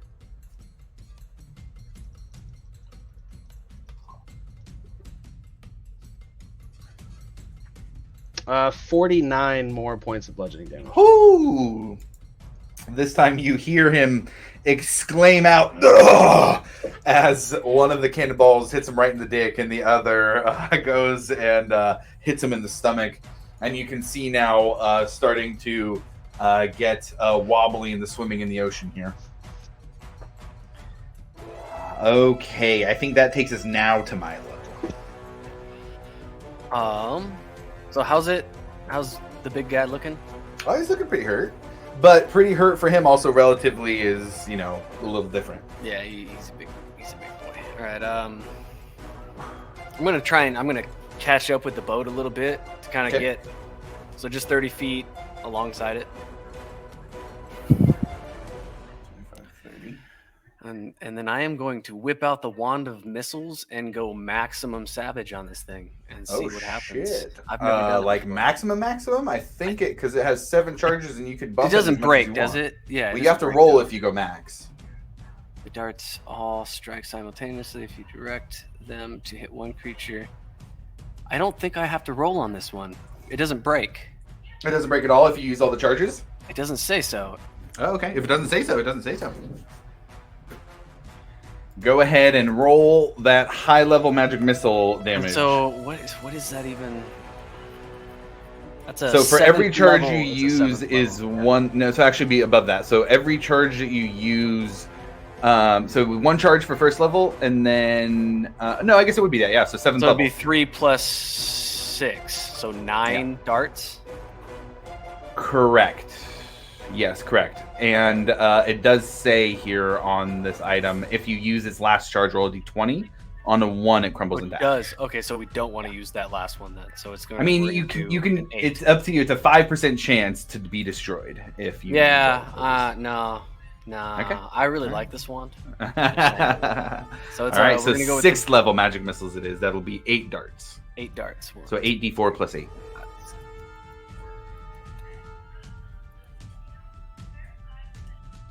And just arcane barrage, man. 23 plus 8. 23 plus 8, so 31. Nice. As a kind of almost at the same time as the cannonballs are hitting it, you release this barrage of arcane missiles, and this thing's looking real hurt. And then hold on 1 second.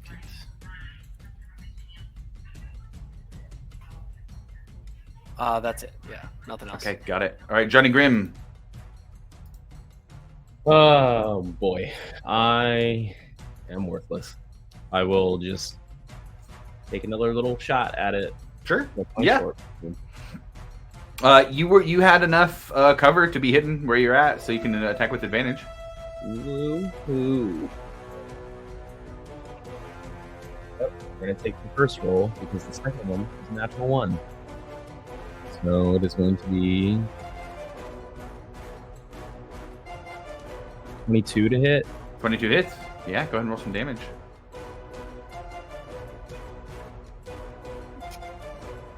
Mm, 7 points of piercing damage with the bow. Okay. Plus 12, 18 points of sneak attack. Ooh, very nice. This thing is super fucked up as you aim right at its head, and the arrow lands right in its eye, and he just roars with his head back, almost falling backwards into the ocean. Woo. And that is I mean, I would try and hide again, but I think he knows where I am, and I don't know if there's anywhere to really hide. So All right. that's up to All right. you. That well, I would say you can certainly try if you want to get behind some barrels or something, or this little spot over here. You could. There's certainly enough room on the ship to try and break line of sight. The map of this ship isn't quite reflective of how much a warship would actually have. So if you want to roll another stealth check, that's fine. Okay, I'll roll that. It was a 25. 25. All right, 25 is all around. Very nice. Okay, so that takes us to Breck. It is your turn. This thing has an arrow in its eye. It's bleeding out into the water, looking really fucked up, but hanging on to the side of your ship. What would you like to do here, sir? I mean, I can't really do a whole lot, man. I'm just gonna kind of hang out. Okay. All right. Dodge action or anything? Nope, just gonna hang out. Just hanging out. All right. All right, Varric, that takes us to you. How far away is he? From you, I would say probably about 10 to 15 feet. 10, you say? That sounds like 2 attacks with the glaive. Go ahead and make some attacks.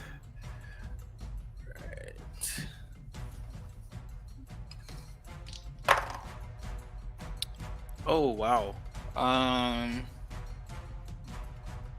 So I rolled 2 d20s. You know, I get 2 attacks. Mm-hmm. I rolled a natural 1 and a natural 20. Nice. Okay. Well, so it kind of evens out really to both hitting, but with it's a little worse than that because you don't get double modifiers. But yeah, go ahead and roll some damage on that. Right.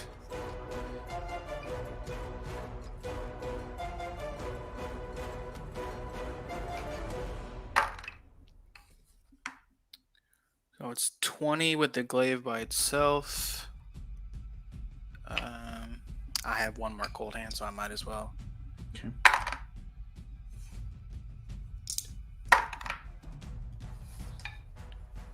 Another 15 with the cold hand. Okay. It's 35 total. Yep. That's enough, man. How Oh, does this thing okay. die? Give me that flavor. How do you kill something that big? You know. I'm gonna jump off the deck. Okay. And Well, what I'll say is his what we could say here, his great sword is kind of down, almost creating like a plank to him because you were able to block it with your shield. oh, you just set up my spike. I guess I'll just run across the glaive, kind of jump and just impale the glaive into his head. Okay, got it. And you just go, and he stops moving. He starts falling backwards into the water, into this bloody water. Roll me an athletics or acrobatics to jump back onto the ship instead of falling into the water with this very large shark. Athletics it is. I think if he misses, I got him. Okay. That's a 14 athletics. A 14. All right, that is enough that you put. As he's falling backwards, you kind of jump off backwards and push off with all of your strength. And reach out, and you don't make it onto the deck all the way, but you land with your arms on the railing, and the others are able to grab you over and pull you back onto the deck of the ship. And with that, we are out of combat.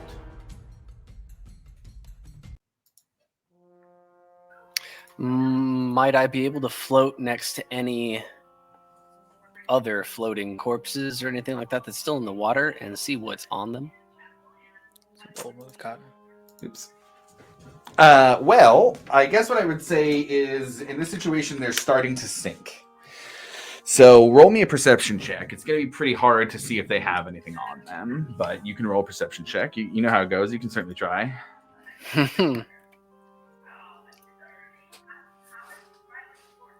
26. 26. Okay.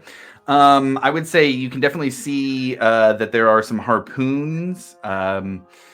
Everything that you see on the giant is very large. There's a great sword that's quickly sinking to the bottom of the ocean that would have enough metal to create, 100 regular sized swords. Yeah. You do see that there's like a coin purse that the storm giant has. You don't know the size of the coins in it or anything, but there does seem to be something to the equivalent of a coin purse. It's tough. Besides that, there are some you catch maybe like a component pouch maybe on the one who had cast a lightning bolt that got counterspelled, but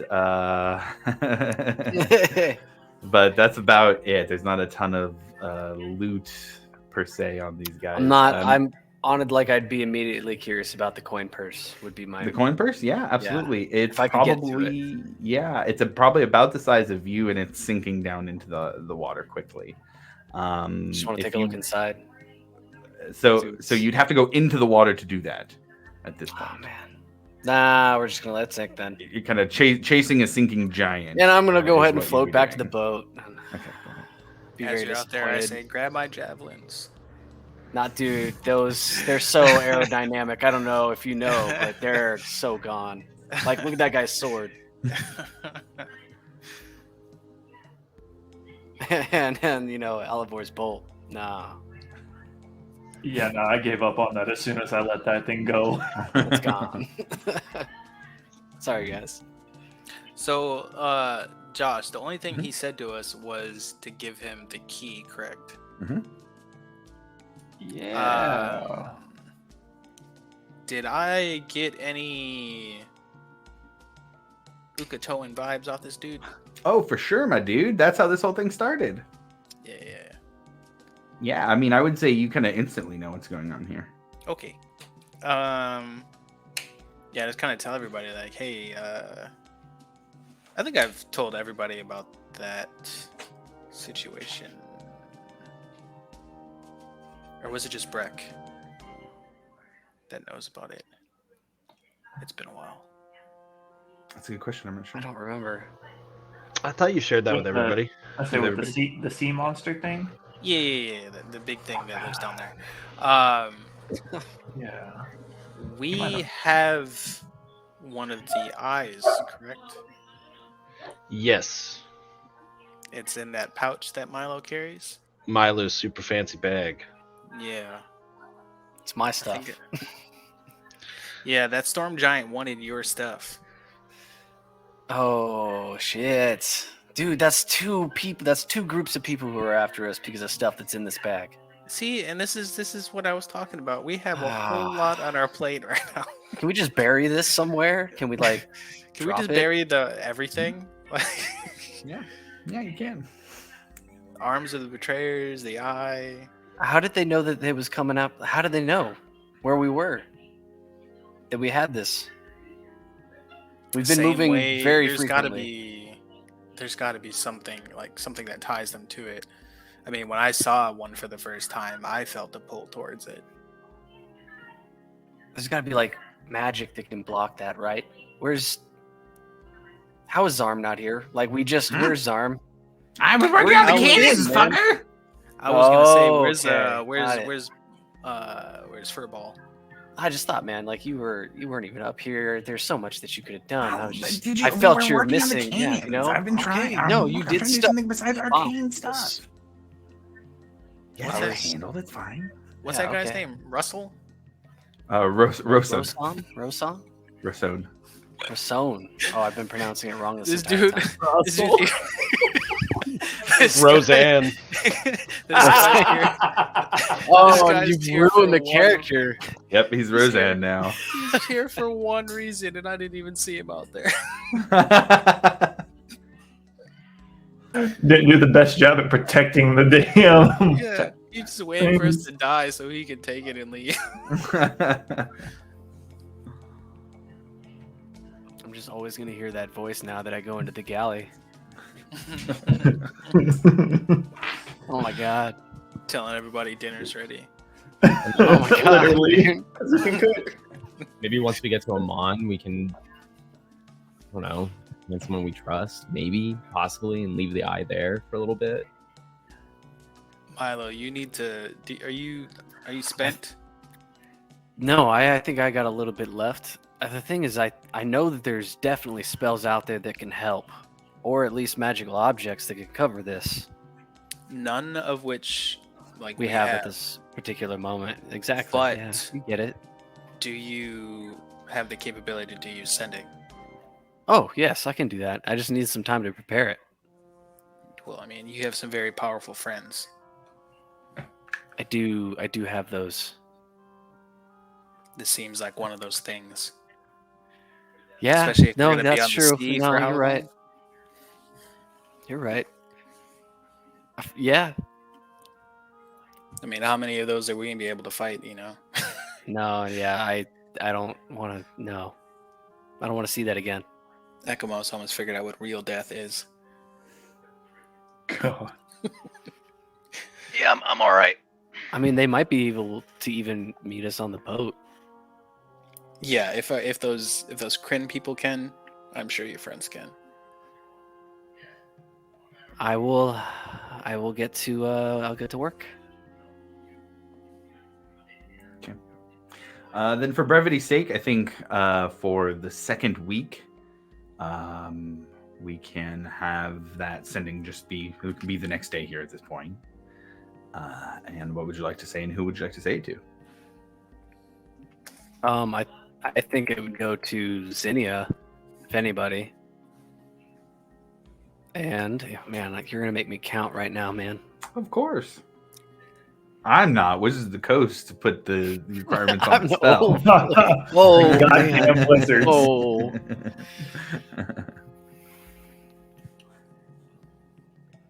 Just write help.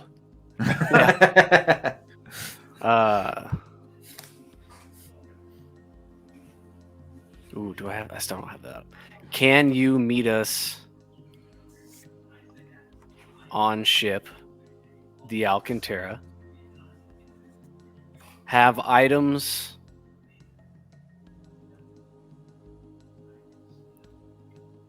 to stow away.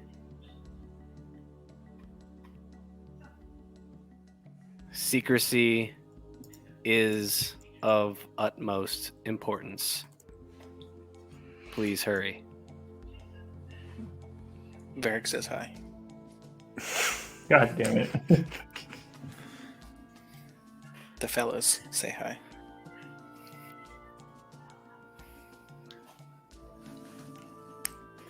I feel like you overcomplicated that. You could just say, "Mom, help! I'm on a boat." I'm trying to act like a man. So, but you're not. I'm always going for her for help, man. You don't think it's psychologically? She would say, hello, Milo. It is good to hear from you. Teleportation onto a moving location can be a bit tricky. And you sense a space and then a recasting of the spell on her end. She doesn't seem to need to worry about the amount of words. She's got plenty of spell slots that are a little higher level than that. So cool. My mom's so cool. Perhaps we can arrange something when you get to your destination. It is a considerable risk to try and teleport to a ship on the ocean.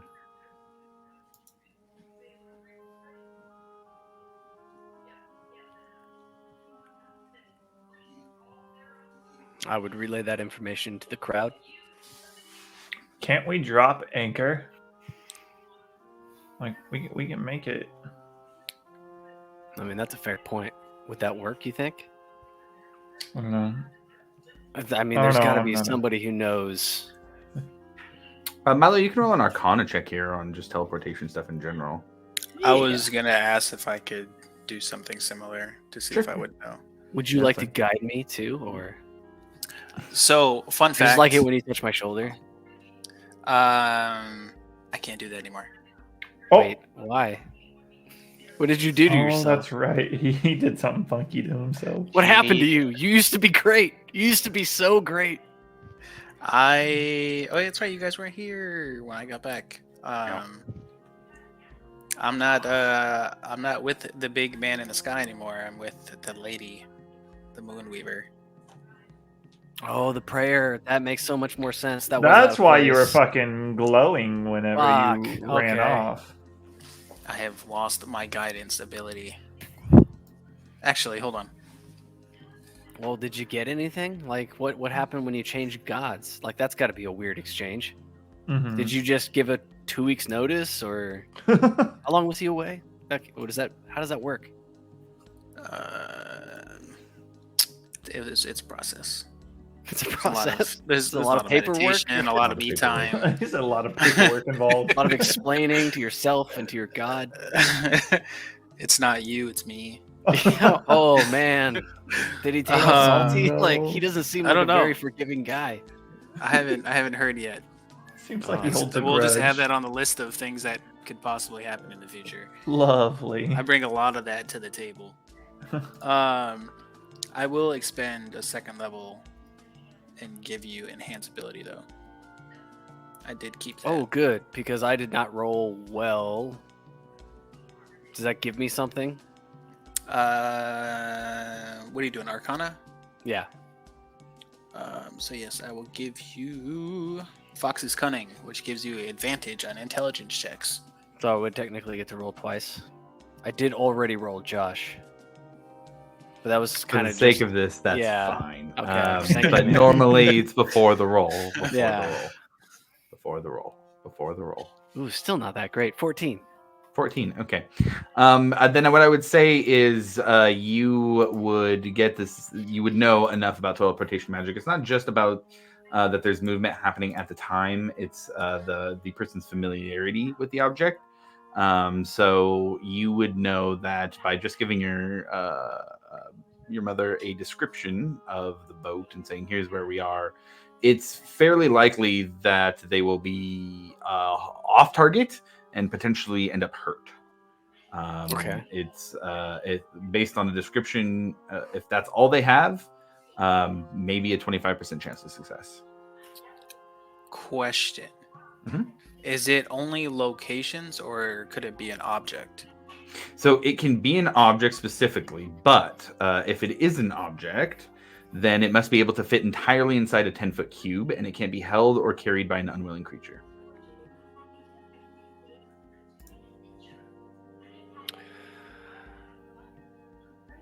Is Zarm standing anywhere close to us? Yes, he can be. Hey, Zarm. Hey, buddy. I haven't. I mean, we've been going over spells for just a while now, so I was just wondering, can you do long distance teleportation? Oh, I can get to a circle. I can make circles, but I cannot do the higher level stuff. And you have been operating in, Uthadern. and my mother is in Uthadern, I believe. Yeah, last. I believe you guys. I was there. I was gonna That's say true. you've not been in contact, right? So That's true. We haven't been in contact, for the last couple weeks, but run with me here. How long would this take? How long would it take for you to get to her via teleportation, have the description ready, and get back to this boat?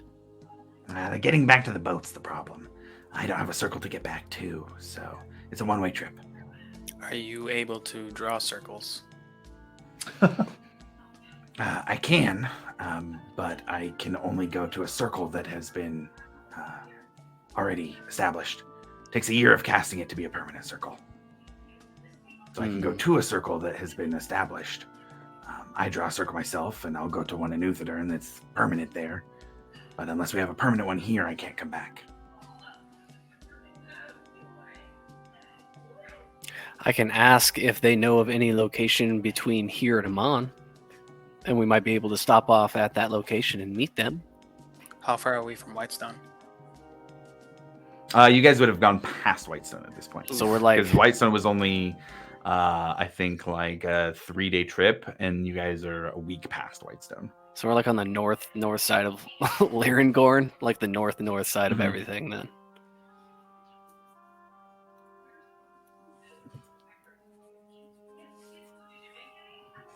well, I can at least cast sending 2 more times today. Shall I ask if they know any other locations between here and Iman? Because what is that like? That's like another 2 weeks. You guys are, I would say, about a week and a half from Amon currently. Okay.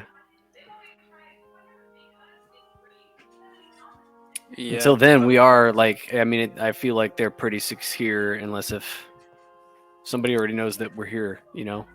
I don't know, moving. man. I feel like every day is a chance that another one of those or something else could pop up on us. Mhm. Oh, yeah, that's true. It seems like the thing's like a beacon. Oh, actually, Oh, let me check something here. might have an idea. Wait, yeah, that's what does Zarn- interdimensional stuff work with this stuff? Is it still a beacon? Oh, If it's in the Uh, bag of holding, or if I use something like wrist pocket, would it cancel that effect? Oh, I see. You're not sure. Yeah, but you do know that Okay. it's been in the bag of holding, and they were still tracking you in some way. So you're not fully sure what the mechanics are there. Okay. I'm gonna, Yeah. Do you guys mind if I If- try something real fast? if the bag is near me, do I feel anything? Oh, there we go. We can test it. Mm. Oh, that's a good question. Go ahead and roll me a d20 and add your spellcasting modifier. Me? Yes. I'm also gonna pull out the pike, or not the pike, or the pick. The war pick. Okay, got it. Yeah. That's a 23. 23. Okay. So it's this odd sensation. You don't sense it there, but you almost have this odd, just like knowledge of being closer to it. It's not like pinging right there, but if you move back on the deck and then move forward, you have to concentrate it very hard, and you actually end up like almost starting to cast a spell because it feels like you have to put so much magical energy into it. But you do get a sense that there is some level of connection. Can I use an action to take the eye out and then use wrist pocket Sure. Yeah, absolutely. with something, and then do you feel any different, Varric? I would say, Varric, it's a similar feeling, but it's more centered around Milo. Shit. It's almost as if the connection, it's almost as if it's like a surrogate connection with whatever container is going on there. Just with what you know, this is a powerful object tied to a divine creature. So there is some level of magic bleed happening, is what I would say you can pick up with your assessment there with that roll. Yeah, we need to not have this on the boat. No, you're right. I can Take it out, make a throw it circle back in and the send bag. somebody else through. I mean, I don't want to volunteer one of the rest of the crew. Everybody's valuable, you know. But What about Russell? I think the whole Russell. point was to keep him here and build trust. I think sending him to a random nation in Northern Wildmount might be a little. Hey man, that's your Hey, opinion. Why don't we ask Russell? Hey, Russell. Hmm? What kind of scrolls do you have on you?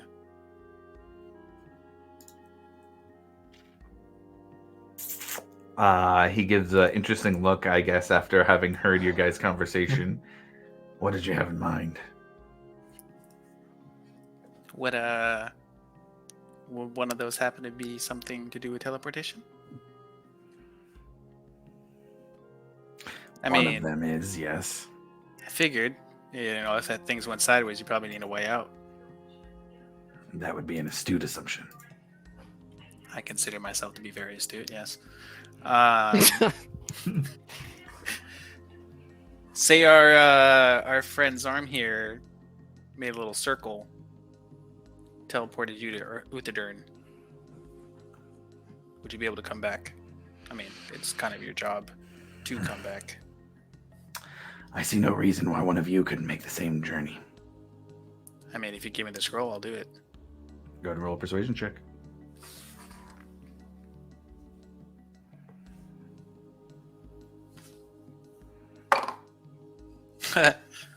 No, that's a 10. 10, okay. My boy. My boy. Rotan. This Listen, is your thing. We've been chatting it up. This is we don't just think about the arms of the betrayer, if something's after this item, who's to say that once they get here and if they can take all of us out, because obviously powerful things are after this item, who's to say they won't take the arms of the betrayer and do exactly what we're trying to prevent. That's a good But- argument. Yeah, go ahead and roll Yeah. persuasion check. Yes, thank you. He likes that argument. That's gonna be 30. 30? Oh my Yeah. god. I Well, rolled a- as we know, according to the books, a 30 is near impossible. So he pulls it out and puts it out in front of you. Sure, Oh, makes My- sense. Makes sense. gosh, my boy, I'm so glad we chose you to come along. You really are the best, my guy. You didn't choose him, Breck did. I said we chose him. We chose him. It's a And group effort. he has yet to cook a meal, so Dickhead, do you want this? Do you want this scroll or not? Hey, he was the one who cooked all your fucking fish, so he He has did. cooked some meals. joke's on you. I ate it raw. Oh my god. All right. Well, Sure. So Zarm gets out some chalk and starts drawing on the deck. Says, "Yeah, I'm happy to make it. I got a circle underneath there. Sure." And he gets all of it done except the last little bit completed. Takes a little bit of time, but he gets it ready to go. And says, "Whoever wants to step through can go. But mind you, anybody who goes is taking a big risk coming back." so who's going? I think I can go. I have a very, very expensive contingency plan. You sound more prepared than any of us. I was gonna say I kind of feel the wizard be doing the magic stuff. So yeah, that no, makes sense. you guys remember the scrolls I got from my mom's place? Uh-huh. One of those is the gate spell, Arcane Gate. which is something that I was hoping to save for later at all costs. But But I mean, what about this teleportation scroll that I have? oh, I mean that would help. That's here. That's why I. Oh, thanks, man. Is Arcane Gate a guarantee?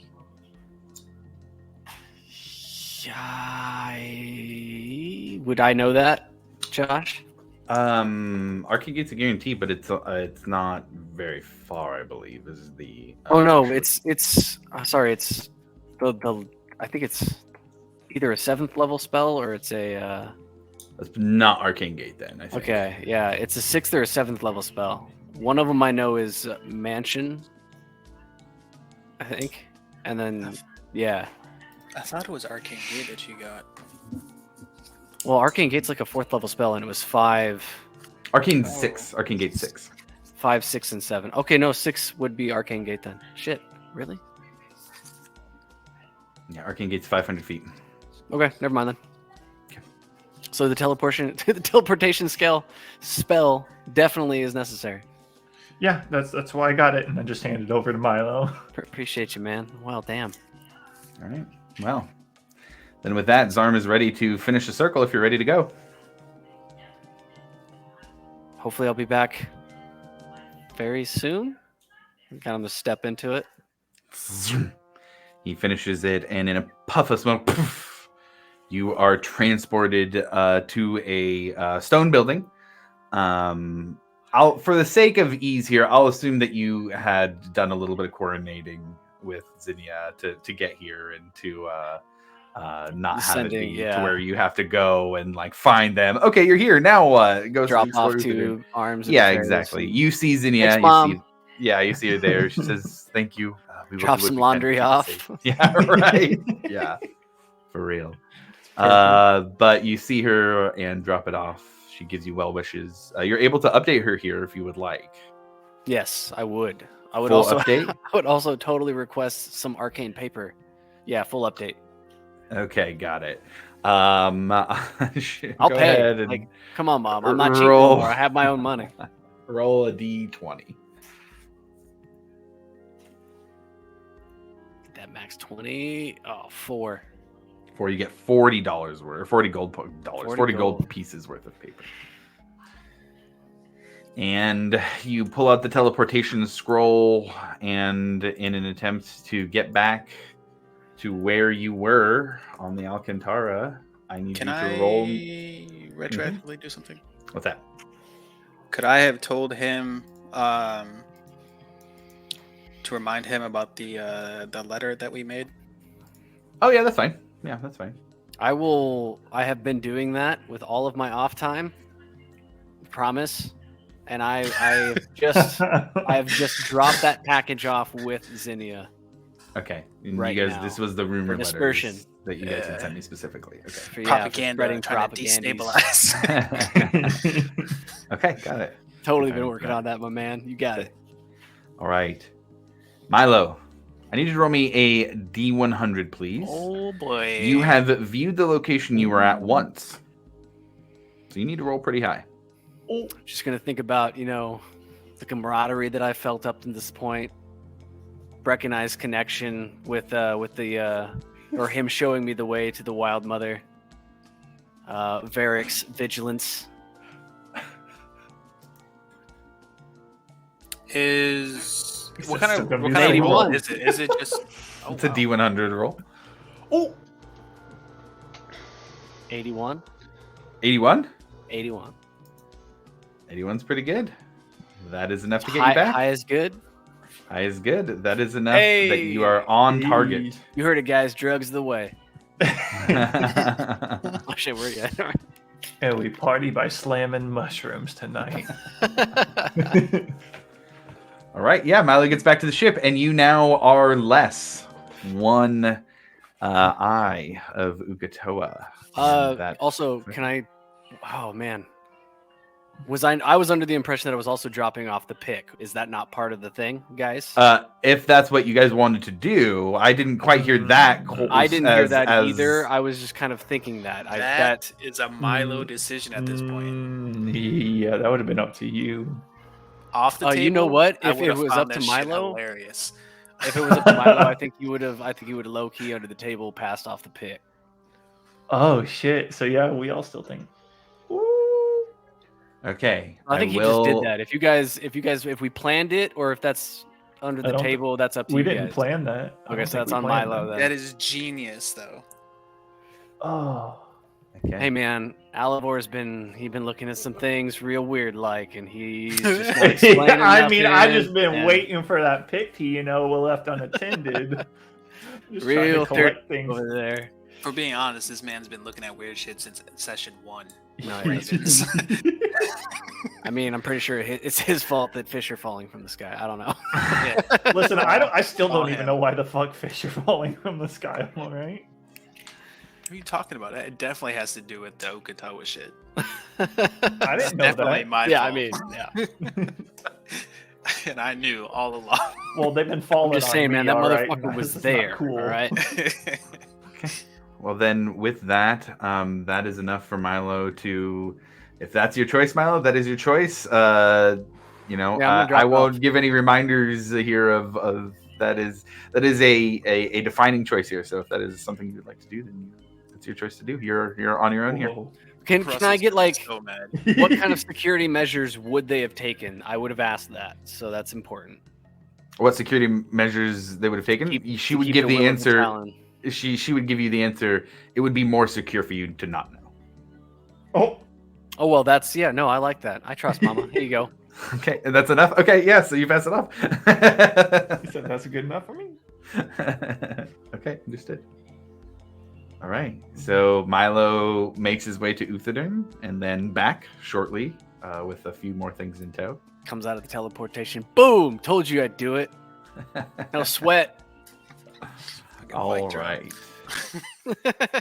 So we'll say then the second week of travel passes by as well. And without the eye of Ukatoa, it is smooth travel. And there are at least no more cursed or otherwise afflicted storm giants coming at you. Does it feel weird? However, Pass the- that off onto somebody else. it's up to you if it's weird or not. But the third week approaches, and you guys spend the third week out at sea, now moving in a southwest direction. Finally, instead of gaining a more direction towards the north and getting colder and colder, finally make the turn south and make your way to Iman. And I would say about halfway through the third week, to where there's only 2 or 3 days left. At night, when everybody is resting in their bunks, Ekmos, Oh boy. Here we go. It's been weeks since you had a dream. The last one was very vivid. And you have been hoping somewhat that they would stop appearing. But on this particular night, a night with no moon, you fall asleep and awake in a memory. A waking memory, one that you can interact with, and a lucid memory, if you will. You're inside the shop. You're not exactly sure when it is or who you are at this time. But you know you've been there for a while. You look down and you're writing a list. It looks like it's just stock. Taking inventory of what's in the back. But you hear his voice. Well, you've done quite well lately. I'm happy with your progress. You seem to be gifted. Have you done any learning before coming to me? Not at all. This None. is new to me. Yeah. Well, I'm sorry that one that is so gifted as yourself has been in such hard times. To hear of the struggles that you and your family are facing, it breaks my heart. Perhaps we can work together, though. We can make situations better for each other. Yeah. Anything to help me make some cash or whatever on the side, that way I can help my family out, that'd be greatly appreciated. Good. Good. Typically, I would go and find people to do this who are just interested in a one-time setup. Sometimes people get a little leery when you're trying to press the boundaries of alchemy and magic. But if you're willing, I don't see why we can't make it lucrative for you. Yeah, if you feel that I'm gifted in that sort of sense, I wouldn't see why I could maybe pursue this as a career. A career. Yes. How far are you willing to go to help provide for your family? I guess the whole way, because, like I said, I've been with you for a while and we're in a tough spot, so I guess, the more the merrier type of thing, I guess. And you hear now in this memory her whispering, and she mimics your words. The whole way. The whole way. The whole way. And you hear the whispers, almost as if it's an echo that is bouncing off the walls and getting louder each time you hear it, until finally it just disappears. Well, I do have something in mind. A new method of imbuing my potions with a little extra oomph. It involves a bit of,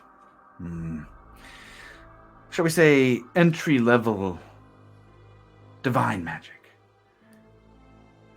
Those of the more maligned taste, but who know how to get things done. Unfortunately, this will involve quite a bit of pain, and in doing so, I can use some of my magic to help wipe that pain from your memory. The reason people only do it once is it can leave them a bit traumatized. Your body remembers the pain, even if you're asleep, but my magic can wipe that away. So if you'll consent to that, then I'd be willing to quadruple your salary and give it directly to your family. Yeah, I mean, at the end of the day, it's all about family, so yeah. The whispers again, it's all about family. Family. Good. Perhaps we should get started then. Yeah, I'm with you. And he takes you back to a room, and for the first time you recognize in one of your earlier dreams you had turned the corner to see him over a table carving something into somebody. He opens up the door to that room now. Clean on the walls, clean on the table, pristine. And asks you to lay on it. Yeah, I go willing. Good. Good. Tell me, what do you know of the lesser deities of this world? Really don't know too much. Like I said, in that part of Amon, so we really didn't have any type of religion to go to, just because there was nothing available. And you look over at him as you're talking, and you notice that the ground almost seems to be turning red. And you look over at the ground, and it's not that it's turning red, it's that there's blood rising. Rising more. And you hear her now, instead of repeating what you say, "This is it. Our first moment together. Right here is where you gave yourself." And you see him put the restraints onto you and pull them tight. Same for restraints on your leg. And you see him pull out a blade. And I need you to roll a perception check for looking at this blade. Oh, God. 9. 9, okay. You catch a very ornate handle. It seems to be silver, just kind of a generally silver and black color. And you do catch that there is an emblem that involves a drop of something. You don't see beyond that. And he moves towards your head and begins to put something around your neck. Another restraint. And you find yourself wondering how intense this will actually be. And he says, "I'm sorry for this next part. This will hurt greatly. But it makes it easier.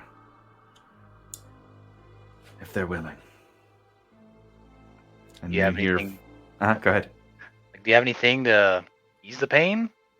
Oh. No. The pain's the point. Ah. And he takes the knife and stabs it down into your shoulder. Ah. You can feel it break through your collarbone in that moment, and blood starts to seep down into the table. And you can almost feel her watching now as the blood in the room begins to rise. And rise. And it's almost to the table, and you see that your blood spilling out of your wound is making it rise even quicker.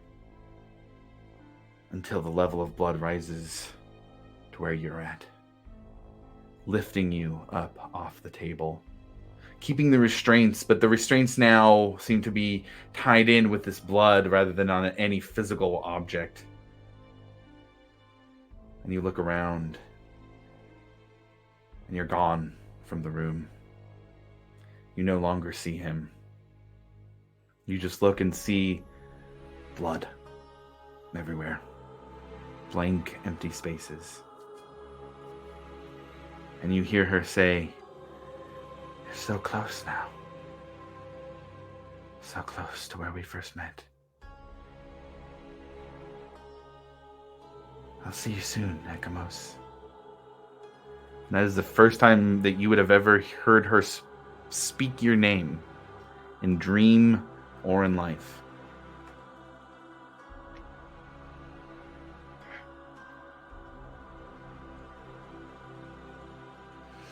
Here, restrained in blood, is there anything that you try and do in this moment?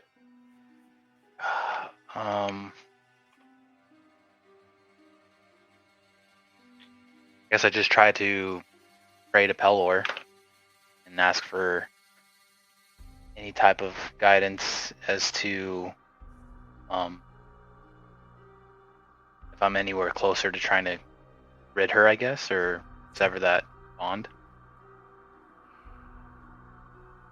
You try and reach out to Pelor, but it's harder now.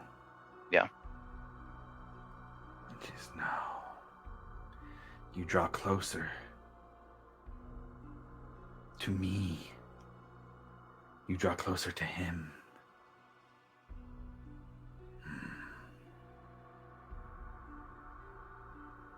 I have not finished fighting for you yet.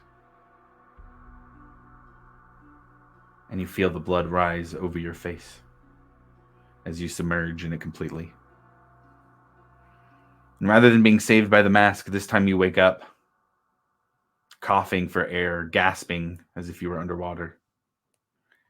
And as you cough it up, you cough up blood.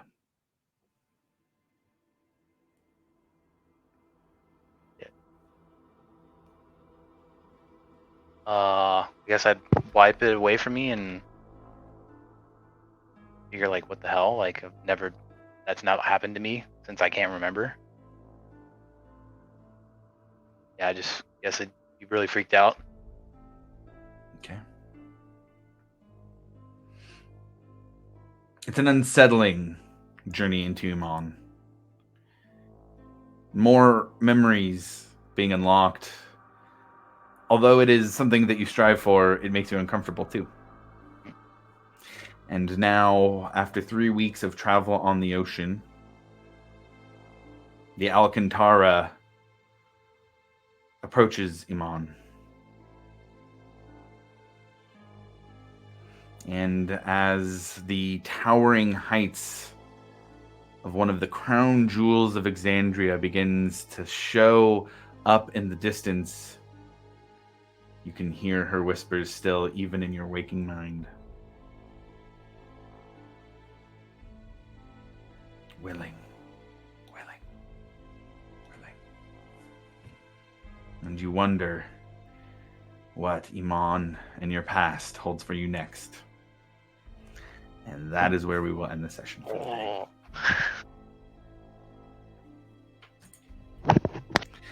All right, so thank you to everybody watching live. Anybody who is catching the VOD afterwards, big thanks to all my players. Thank you guys for a wonderful session here with Bastion's Watch.